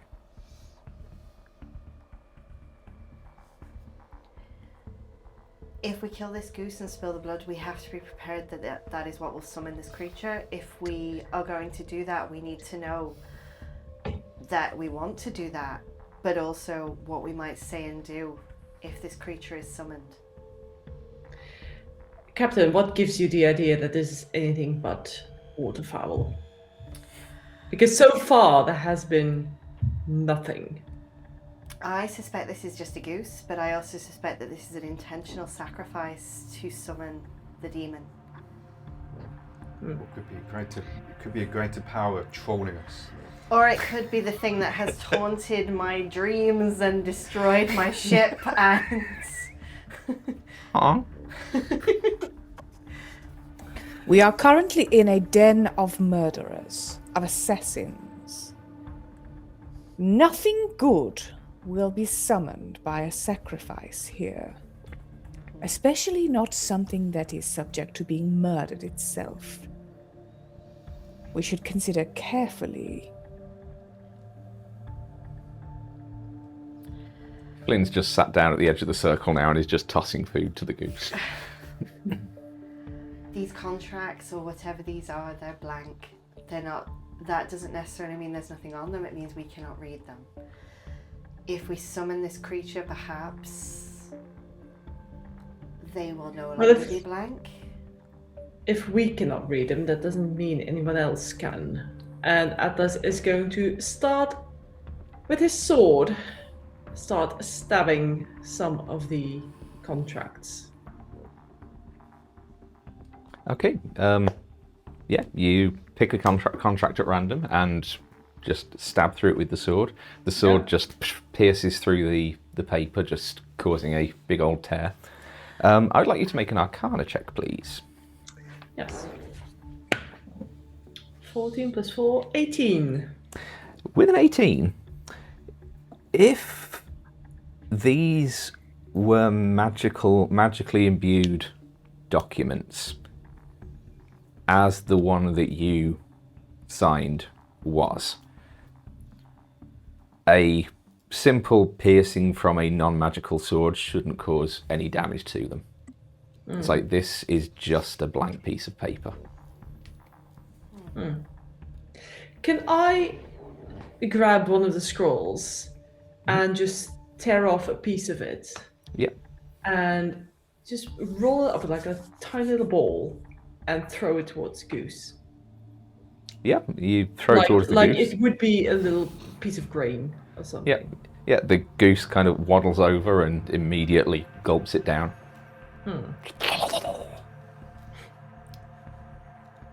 Oh. Seeing you do that and what the goose did, I'm going to take one of the whole ones and hold it out to the goose.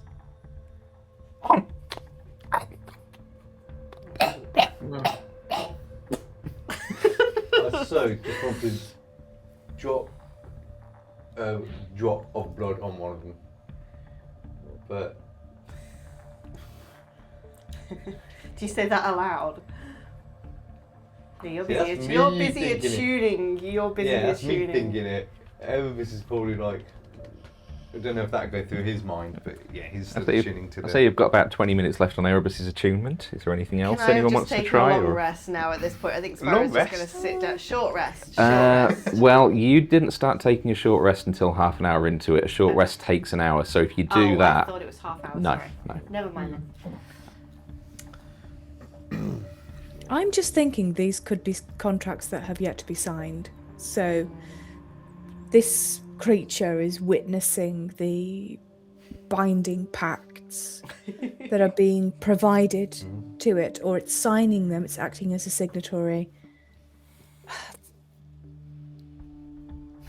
Something, the pacts are being drafted here. Are there any writing implements, Rob? Any type of quills or, because these things are usually done in blood with demonic Yeah, forces, aren't they? not that you have seen in... None in the room at all. No. That's... I There will... was some in the office. I was going to say, I will say again that One you in the swept office. all of the stuff out of the chapter master's desk into the bag of holding and ignored it. Yeah, okay, I'm going to start rifling through while we're sat here then. Okay, So well, the I'm going to leather join journal. Sparrow then, and specifically be looking for some type of sharp quill, an unusual writing implement. Yeah, I'm gonna spread out what we got, and there's the leather journal and the wooden box. Can I try and open the wooden box? You would also, amongst them, there are several quills which do appear to be goose feather. Cool thing. Oh, I knew I was onto something, DM. To be fair, I could do with some of them myself, so I understand the need. You open the wooden box, and inside there is basically what looks like, it's about the same size of shape of a small wax seal. It does have the sigil of the Crimson Eclipse set into it. You do notice as soon as you open the box, it's a very kind of fine black lacquered wooden box, and as you open it, the seal is radiating heat. This is what they brand them with. I'm gonna shut that immediately. And I put that straight back in the bag of holding. Alright. I'm going to open the leather journal and look through for any indication Okay. about a goose. Okay, you open the leather journal. What languages does everyone speak or understand?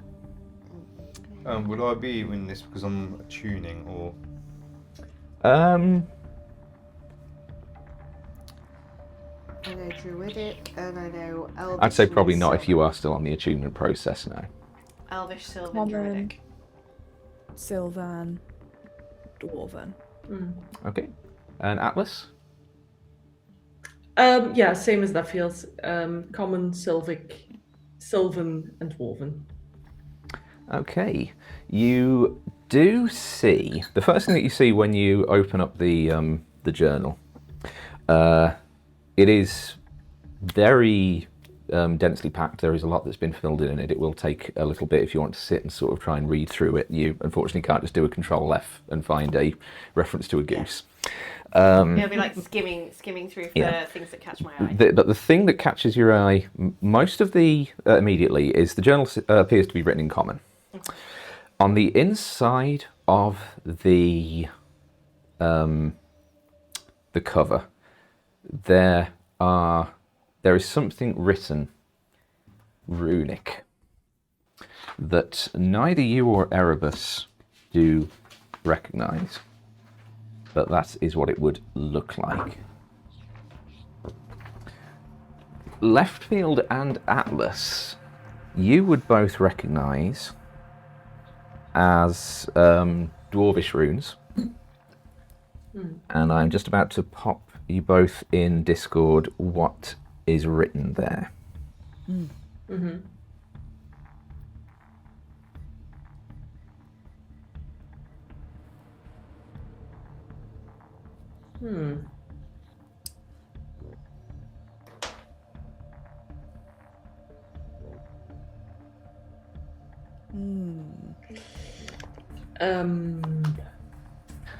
But yeah, if you want to have a quick skim over, make me a investigation check.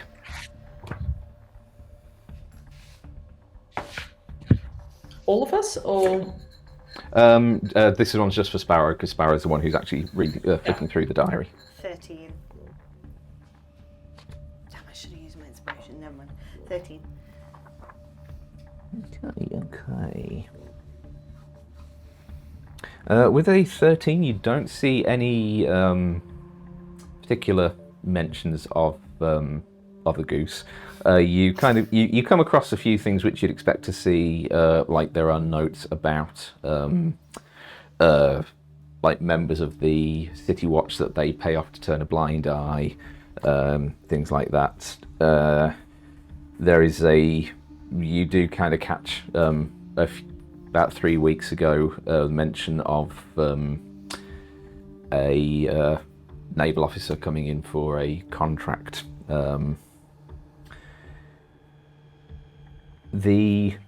What you would probably spot, even with just a 13, because it would have been one of the first entries in the journal, so it would have been like right front and center, is a mention of returning with Barrow to the Miragora chapter house to find it destroyed, and a visit from someone called Vorath bringing an offer from the patron, an opportunity to head up their own chapter house.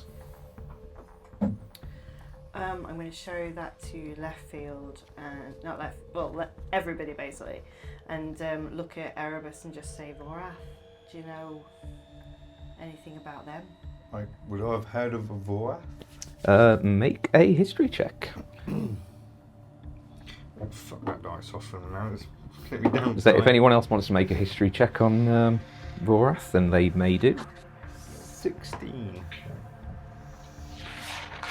Which is 10. in double figures. What's that like? Refreshing. Anyone else? Atlas or Leftfield? Vorath. Yeah, sure. I'll make an investigation check. History, was it? Oh, sorry, history. Sorry, history check, yeah.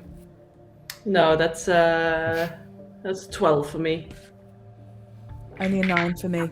Okay, it's not a name that rings a bell for any of you. This name is intriguing me on the book. Mhm. This runic name that I can read. Yeah. It is not a word that is translatable. Leftfield would know this. I see a flicker of recognition in Atlas's eyes as well, I assume. Mm-hmm. And I am going to gently remove the book from Sparrow's hands and just say, my captain, there is a word here. A name, it appears. There is power in names. This you know. I do. I can't read it. You can. I suppose, given my professionalism, it should be up to me to say the following words. And I'm going to turn to the goose and say, Nizenthra, I am ready to make an agreement. Where are you stood as you say that? I'm going to approach the circle. Okay. As Leftfield steps up, I feel my question is going to be a bit of a giveaway, so I implore you to be honest. Would Leftfield have stepped onto the circle, or just approached the circle? I feel like, given that we've established the circle is harmless at this point, Yeah. then there's nothing to prevent Leftfield from going into the circle. Okay. Whether that would be the inner circle that contained the goose, Excuse me. that may be a step too far. So in my mind, I'm imagining a runic border around the inner circle, and that's where Leftfield would have stood. Okay. Yep. So Leftfield steps just beyond the perimeter of the circle, and as you say it, I will say as well, and this is something which doesn't really come across in written word, but the pronunciation is Nixenthra. And before you get any further, as soon as those words leave your lips, the goose's wings flare outwards, the neck arches back, red, almost lightning sort of courses across its body as it just emits this shriek, this unnatural sound that a goose should never make. And I'm going to need everybody to leave the table except for AJ, please. Oh. Max, you can stay there. What I'll do is I'll just mute. Oh wait, no, I can't because you're on video call with. No, never mind. I was gonna say I can mute everyone else's audio, but that doesn't work because you're both on. I can go. Yeah. That's fine. Bye. Bye. Okay. It's okay, I have murdered people. The goose is gonna like me, guys. I'm so scared, Rob. Oh, there we go. That's all I wanted, is just someone to walk onto the circle and say that. Yeah, so as this red light just kind of flares out, fortunately with your red glasses, a lot of the glare that you would have otherwise experienced is actually filtered out. So it only takes not even a second for your vision to sort of recorrect. As it does, you find the room that you're in is unchanged, for the best part. The size of the room, the shape of the room, the circle engraved on the floor are all identical. However, the shelves are now completely bare. There are no scrolls occupying them anymore. And you are now alone in this room. The goose is gone, and all of your companions are also gone.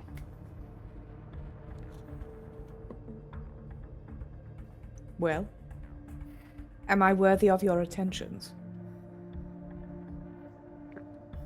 There doesn't seem to be anyone to respond.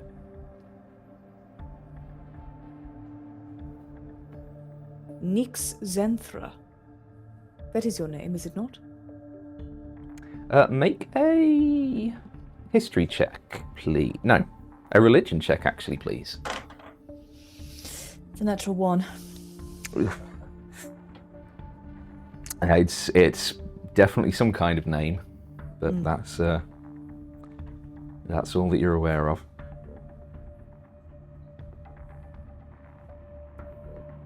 I said that I was ready to make an agreement.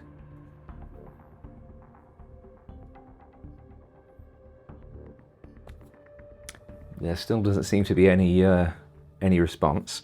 I know I always forget what it is, but I know Leftfield has a ridiculous passive perception, don't they? 18. 18. Yes. So as you're kind of taking in these surroundings, behind you where the vault door is, that is still open. There is no blood around the sigil on this door. And beyond it, where there was that kind of rough-hewn stone tunnel with the safe set into one wall, there is just a very short tunnel, a very short kind of corridor made of a reddish-brown brickwork, which leads ahead only a few feet before it seems to hit a spiral staircase, which leads upwards. Ooh, okay. In that case, having spoken aloud in the room, looked around, seen nothing, no companions, I'm going to steel myself, and I'm going to head up the stairway. Okay. You begin to make your way up the stairs. They don't lead up particularly far. It seems like you're not as far underground as perhaps you were beneath the curing cut. But the steps eventually reach another sort of black iron door, this one, which doesn't seem to have any markings, any sigils or anything like that, just a simple handle just to push it open. I'm going to go ahead and push open the door. Okay. Okay, as you push the door open,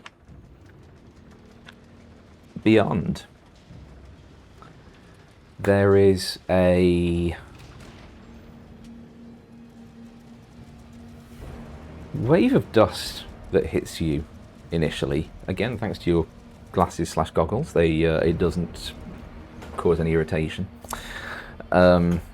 But it is the same reddish brown as the brickwork beneath you. It's almost kind of the same sort of colour and consistency of the pictures that you see, like Martian landscapes.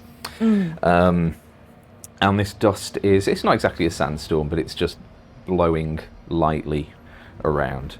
The door opens up, and it seems that you're in a small brick-built entryway. And around you, the door opens to what seems to be a sprawling city. The buildings are all fairly low, just 1 or 2 stories each. Mostly built out of this same reddish brown, locally sourced stone that just kind of spreads out either side of you for miles and miles. The sky itself, there is no sun, there's no iridescence or anything like that, but there is just a fiery orange from the sky above that casts a light down beneath you. Looking around, there are people in this city. You see tieflings, bugbears, orcish goblins. A lot of the races which are considered a little bit more bestial on the prime material plane. And dominating the skyline, looming down over the city, is a tall black tower of pure onyx, which just rises at the horizon with the symbol of the Crimson Eclipse glowing on the side. In the very distant in the sky, you see firestorms just swirling around floating islands, which seem to be adorned with vast palatial buildings. And the streets around you, as you cast your eyes around, seem to be patrolled by figures comprised almost entirely of shadow. They're very much humanoid, assorted heights, builds, but they are just kind of moving silently, trudging the streets. You see, as they walk past, the citizens seem to sort of recoil in fear and withdraw slightly, as you find yourself in the Iridica equivalent of the Hells, the Infernal Abyss. And we're just going to pop back and see how everyone else is doing in the vault while you mull that over. Okay. So soon, eh? Sort of had at least 20 years left. I'm sure you can get back. It's fine. You're sure, aren't you? Yeah, I'm not. Yeah. I'm really not so sure. I will say while I'm just messaging everyone. While I'm just Yes. messaging, make a quick history check. I really can't roll above a 10 Oh, tonight. no. That's 9. Oh no. I am dazed and confused. And having a little holiday in hell, otherwise known as a holiday. Oh, I like that. I'm here all week.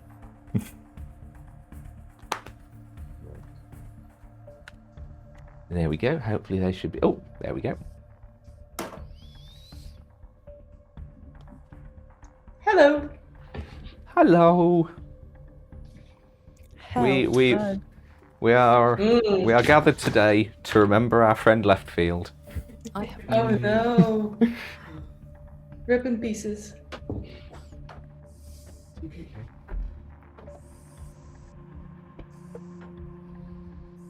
God, it is so nice, isn't it? I don't know if it makes it better that we've been eating chocolate cake as well, but yeah. Oh. Okay, so everyone else. Everyone else?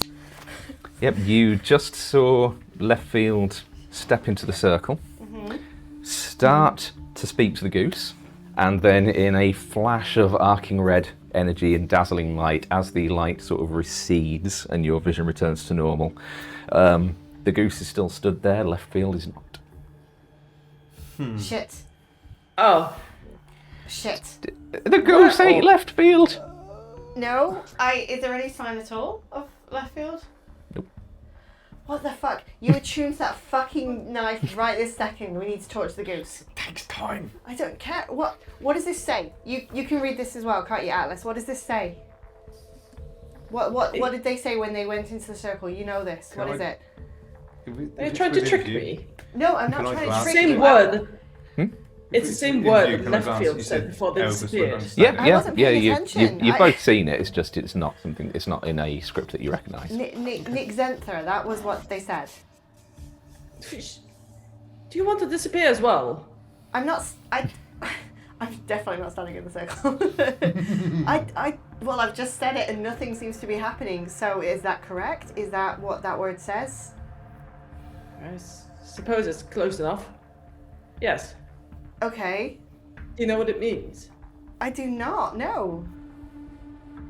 Do you? You can make a history check. A religion check. Oh no. Hang on, is it religion or accept? Let me check. Can I use my inspiration? Religion. Inspiration, please. Yep. Okay. Well, it certainly will mean something. Okay, come on. It's not good. Religion, you said, yeah? Mm-hmm.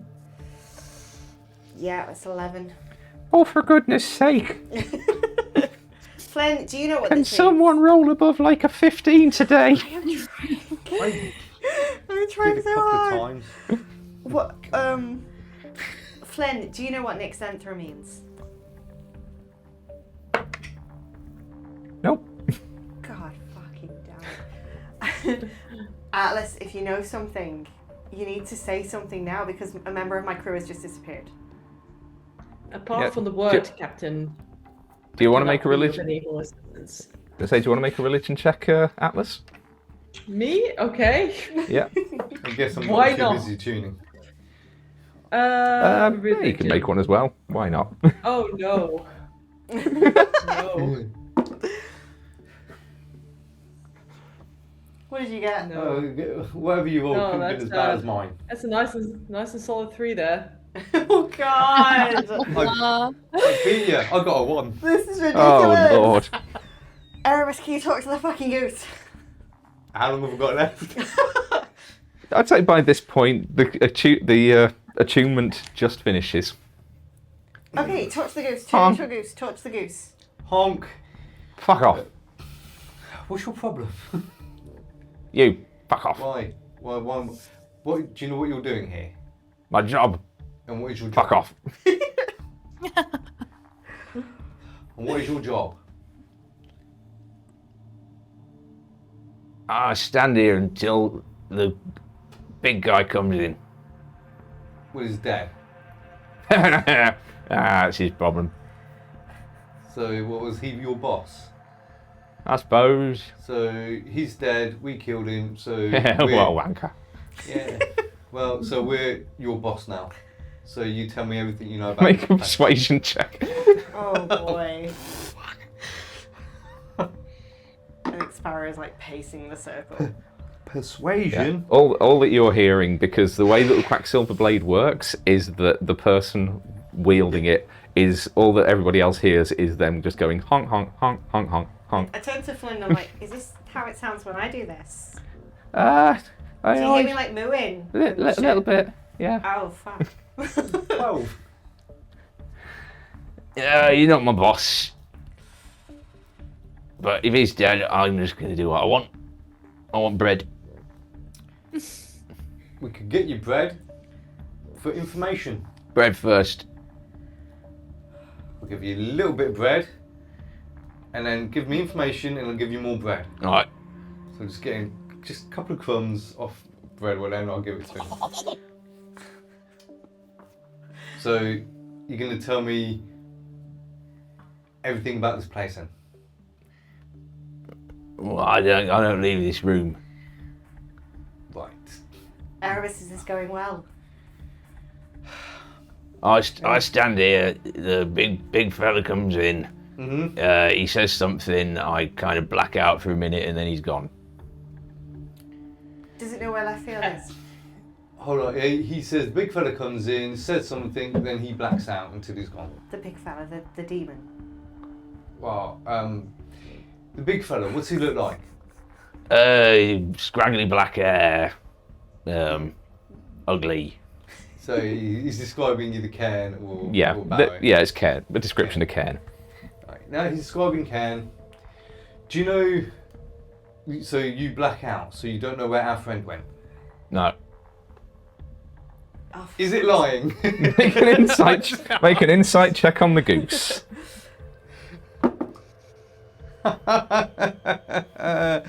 Insight says it's a 10. It seems to be an honest goose. It's a Erebus, straight shooter. where did left field go? Did they say? No. Do you know where our friend went? No. Do you know Well, does it anything know about this place? how we get them back? No, he just comes back by himself. Oh wait, no, I don't Yeah. understand you. Erebus, does this happen often? Can Yes. someone return? Can somebody return, and does this happen often? He comes back by himself. Usually goes, I don't know, once every few days. So then I'll say, he goes once every few days, happens. He's gone for a few days. Well, I'm thinking that's what I want to know how long. Where is left field and how long are they gone? Where is our friend and how long does it take for them to come back? Oh, sometimes a couple of hours, sometimes a day. Does that have anything to do? I'll be like- Ask them, Erebus. Does that have anything to do with these scrolls? Has it got anything to do with these scrolls? No, I think they're just there to throw people off. He knows nothing about scrolls. So the scroll. Okay. But then he's lying, isn't he? Erebus, give me one reason why I shouldn't step foot in that fucking circle and do exactly what left field just did because I am this close. Erebus. Do you value your life? How about you, bread? Brad, okay, if you tell us everything you know about this place, we'll supply you with bread until you're stuffed. I can't leave the circle, so I only know this room. What happens if we kill it, Erebus? I have an idea. What happens if I kill this thing, Erebus? Maybe we step into the circle, put it in the bag of holding, step out, and then get it out of the bag of holding. It's not in the circle. Erebus. It wants bread. It's going to give us information for bread. You're endangering left field if you do anything to this goose. Huh? We don't know what's happened. We don't know why. Oh, she looks angry. Yes, because she wants to know where her friend has gone. And you're giving us nothing. So she's thinking of killing you. And then if you're dead, you cannot eat any bread at all. Nope. And you can't go get your friend, I suppose. Wow. They're not my thing. Sparrow's literally pacing around the circle, just... Has it told you, Erebus, about the name? Who is Nixanthra? Who is Nixanthra? There's a place in it. The goose thinks it's a place. A place. Well, does it think it's a place, or does it know it's a place? Is it definitely a place? Look, I'm not gonna lie, I'm a goose. Geography's not my strong suit. Let me guess, you don't get out much. Not really. No. Erebus, No. what happens if someone goes after someone? Can someone follow where someone else has gone? Can somebody follow where somebody else has gone? You can give it a try. I don't know where you go. I don't go. I I stay here. am relaying the information. Yeah. I am trying to... New me means patience. They might come back. So what was the actual word that triggered the You want to follow? Yeah. Erebus. Did the goose say? The goose said they would return on their own. Well, I can't just stay here and be blackmailed by a goose. I'm sorry for your loss, Captain. Do you know what? You've been paid. If you wish to leave, I cannot stop you. It seems we have problems of our own at the moment, Atlas. It seems so.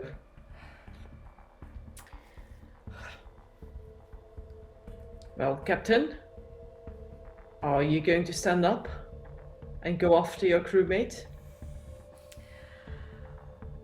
You know what? What would you do? In this situation, I'm not a military captain.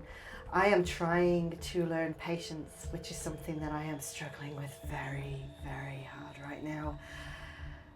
If I go, I endanger my crew by maybe getting trapped where they are, maybe helping them, or I wait patiently and trust that they can make it back. If they do not return in a few hours, then I may be free to step into this circle. Right, fuck it. Just when left field's gonna, start to become useful, because we are fucking useful at all, aren't we? Look at us. I'm gonna step into the circle and say Nixanthra. Okay. And can you all stop swearing you're setting a precedent aboard your ship? You know what? Fuck you. As- I am not a military captain. If you do not like the way I talk, Okay, you can Erebus, fuck you step off. onto the circle. The gooses, you say Nixanthra, the goose's wings spread, their neck gets thrown back, the red energy arcs across it, and the rest of you watch as Erebus is gone. I was saying, left field, best fucking thing we've been fucking. Oh, fuck it. Atlas, it has been a fucking pleasure. Now, if you would kindly take your fucking ill-begotten gains, fuck off out of my sight, and I hope never to fucking see you again. I personally do not think you are captain material. I fucking hope you never have the chance to be fucking captain material.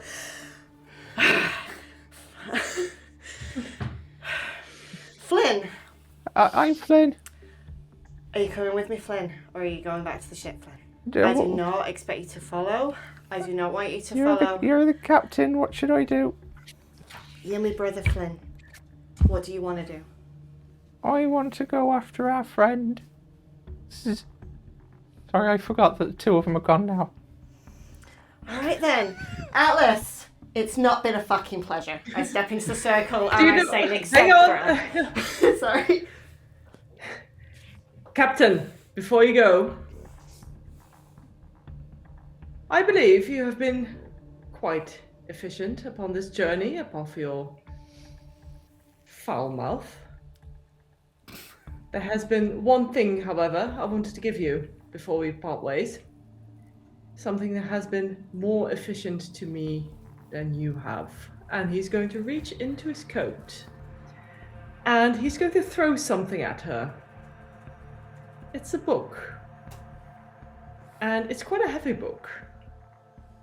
I'm going to catch it. And I suppose so. It doesn't throw it hard. And the book title reads, Think and Grow for the Modern Druid. Yes! Well, technically the cover would say Captain's Log, but on the inside it says Think and Grow for the Modern Druid, yep. What's this? Something quite efficient to kill a man, I've come to realise. I wish you good luck, Captain. Thank you, Atlas. May you find your friends. I certainly hope so. I'm going to put that in the bag of holding. Yep. And I'm going to step into the circle and I'm going to just lock eyes with Atlas as I say, Nick Zenthra. It's been very, very nice to have worked with you, Mr. Atlas. Good luck on all of your future endeavours and whatnot. Okay, bye. He's going to brush his coat a little bit as they all step into the circle. Wish you could say the same. Okay, and with that, Sparrow and Flynn, with another kind of arc of red lightning, both disappear. So Erebus, What did we Sparrow, do? and Flynn. Erebus, you had arrived just a few moments before, just like a minute or two. But you, as the red light sort of fades again from your vision, you find yourself in an identical looking room. Dimensions of it are the same. The circle is still on the ground, on the floor. The shelves are still on the surrounding walls. However, the shelves are now empty and the goose is nowhere to be seen. You do also, Erebus, notice as soon as this transition is completed, there is something which might be kind of overlooked by many people, but for someone who is used to their equipment, the way that their knives kind of sit in their sheaths and everything, you feel a momentary slight increase of weight on your right hand side as you look down, and the dagger that you traded to Nefestra, the one that was used to claim the life of your parents, is now hanging at your belt. Oh, shit. Oh, I'm gripping that. There is a small piece of parchment tied by a vine to the handle of the dagger. I will read the parchment, or open the parchment. I was going to do it as a handout, but I actually ran out of parchment paper.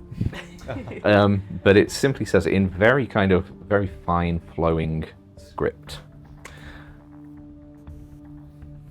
You may have to choose between vengeance and loyalty. Choose wisely. And then in the corner there's just another little, more hastily scrawled, Sasha was here, smiley face.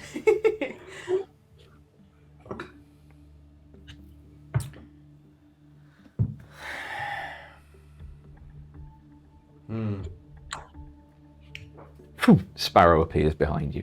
And I was going to say, anything else in the room, or was that it? Do I see any trace of left field? Left field is not in this room. The doors to the vault are still standing open. You do notice that the corridor that you kind of came through to enter the vault originally, it's now a short corridor of sort of reddish brown brickwork. The safe that was set into the wall is no longer there. And about sort of 5-10 feet down the corridor, there is a red brickwork stone spiral staircase rising. As we arrive, I say, where's left field? I don't know if they weren't here when I arrived. But Oh, how are you? I think there may be someone else here. Who? My old mentor. Have you seen them? No. It doesn't have this. And I'll show you the curved dagger from what I had before, which I traded this in to Infernum. You did. And basically, it came. And Infernum was going to give it to me when I had an opportunity to kill my old mentor. Your mentor is with the patron. Great. Alright, we need to find Leffield, we need to get the fuck out of here, we need to find out anything we can if there's stuff to be found out, but I want us all safe back wherever it is we just came from. Yeah, Leffield, you have been here for about sort of 10 minutes or so now. What would you have been doing while in this place alone? Enjoying the warmth. Okay. Would you have come back down to the vault, or would you have stayed kind of where you were? Just lingering, observing. Okay. Cool. Can I just have a quick glance down, like, I'm assuming it's the same, so the circle's beneath us. Yep. There's nothing else in this room, so no goose, Nope, nothing. just the three of you. Okay, we need to find Leffield. And then figure out how to get back. Okay? Let's, I don't know, I'm assuming, and I'm going to step carefully out the circle as I say this, I'm assuming we say Iridica if we want to go back. Maybe. Do we need another goose for that? I don't know, but if they say they're... Oh, that wouldn't have happened because I would have... No, I didn't attune to it anyway, did I? The dagger. You did attune to the dagger, that's how you spoke to Yes, Goose. so I would have been a goose. Well, you would have Or been, duck. you would have been a duck as soon as you kind of arrived in the... Yes. Yeah. But then as soon as Sparrow arrived, you would have turned back into Erebus, so Yeah. yeah. I know, okay. Yeah. Okay. Yeah. Alright, I'm going to start heading towards the door then. And you said a spiral staircase going up. Yeah. I'm going to start climbing the spiral staircase. Yeah, you head up the staircase. At the top there is a black iron door, which doesn't seem to have a turning handle or a lock or anything. It just seems to be a basic handle to push it open or pull it shut. And as you open, it opens up onto a wide landscape. There is a reddish-brown dust gently blowing through the air, the same shade as the brickwork beneath. Around you there is a sprawling city that goes on for miles in each direction. Same kind of reddish-brown brick buildings. Most of the buildings you can see are only sort of 1 or 2 stories tall, just kind of spread out. The sky is ablaze with reddish orange. There's no sun, there's no stars, there's no iridescence, just an orange glow and a silvery moon that hangs in the sky. In the far distance in the sky you can see firestorms swirling around floating islands with palatial buildings atop them. And dominating the skyline ahead of you in the distance, there is a tall, hundreds of feet tall, tower of black onyx, emblazoned, glowing with the sigil of the Crimson Eclipse. Around you, you can see the populace of this city. There's a lot of the more sort of bestial, what are considered like the bestial races. There are like goblins, orcs, bugbears, a lot of tieflings. And patrolling the streets are humanoid figures of shadow, that just seem to be slowly plodding their way through, the populace kind of recoiling whenever they see them pass. And just besides this doorway, just taking in the warmth of the surroundings, you see Leftfield as you find yourself in the infernal abyss. Oh, great. And that is where we will finish this week's session. We're in hell. Okay. Oh, actually, Oh, I dear. will, just before we actually wrap it up, both of you make a history check. History. That is a 4. And a 21 at last. Something good. You beat me, I got a 3. Oh my god, why can't we roll today? Unfortunately, left field already made that history check when you arrived, so I know nothing. and Flynn can't make it because he wasn't present for the original conversation, so that's it. So that's where we'll finish for this week. So, Max, thank you so much for joining us You're welcome. That was awesome. with the wonderful Atlas. And can I just say, Atlas is not as horrible as Sparrow makes him out to be. Oh, Sparrow's very judgmental. This is absolutely a Sparrow problem, not Yeah. an Atlas problem. I think fair, Atlas most is things great. Yeah. I don't know, killing someone, and condemning their soul to hell. Oh, killing someone! How many heads do you have in your purse? He's I the haven't only one condemned not anyone in to hell. I didn't send someone to hell for being nice. Yeah. Oh wait, I killed 950 million people. Okay. Yeah. Anyway, I still think that's Anyway. Thank you, Roll. no, thank you all. Thank you Thank for Thank you, Rob. thank you for indulging in my silly little fantasy world as always. I am excited to see where this next section of the story, the venture into our Wasn't third expecting plane that. so far. They've gone to the Nether. Well, there's a hashtag Justice for Atlas getting Yeah. put into chat right now, so. Yeah, Yeah. yeah. But I mean, until next There's- time. not So a sorry, go on. single thing that he said that would have been out of the ordinary for like a regular Navy officer. Yeah, I mean, I think left field's perfectly. Atlas is perfectly reasonable, to be honest. Put children to work, you know, Yeah. kill your rivals, whatever. Yeah, Atlas isn't the one who led the charge to wipe out an orphanage, so I feel unfairly targeted in this. anyway, Look, somebody think of the children.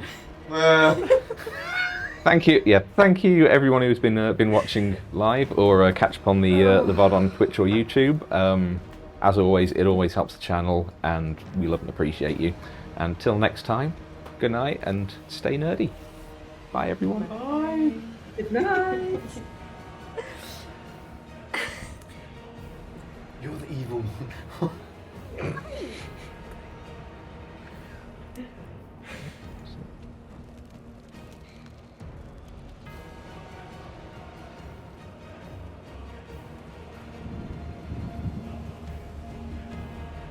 So Elysium is lost, but Iridica is more.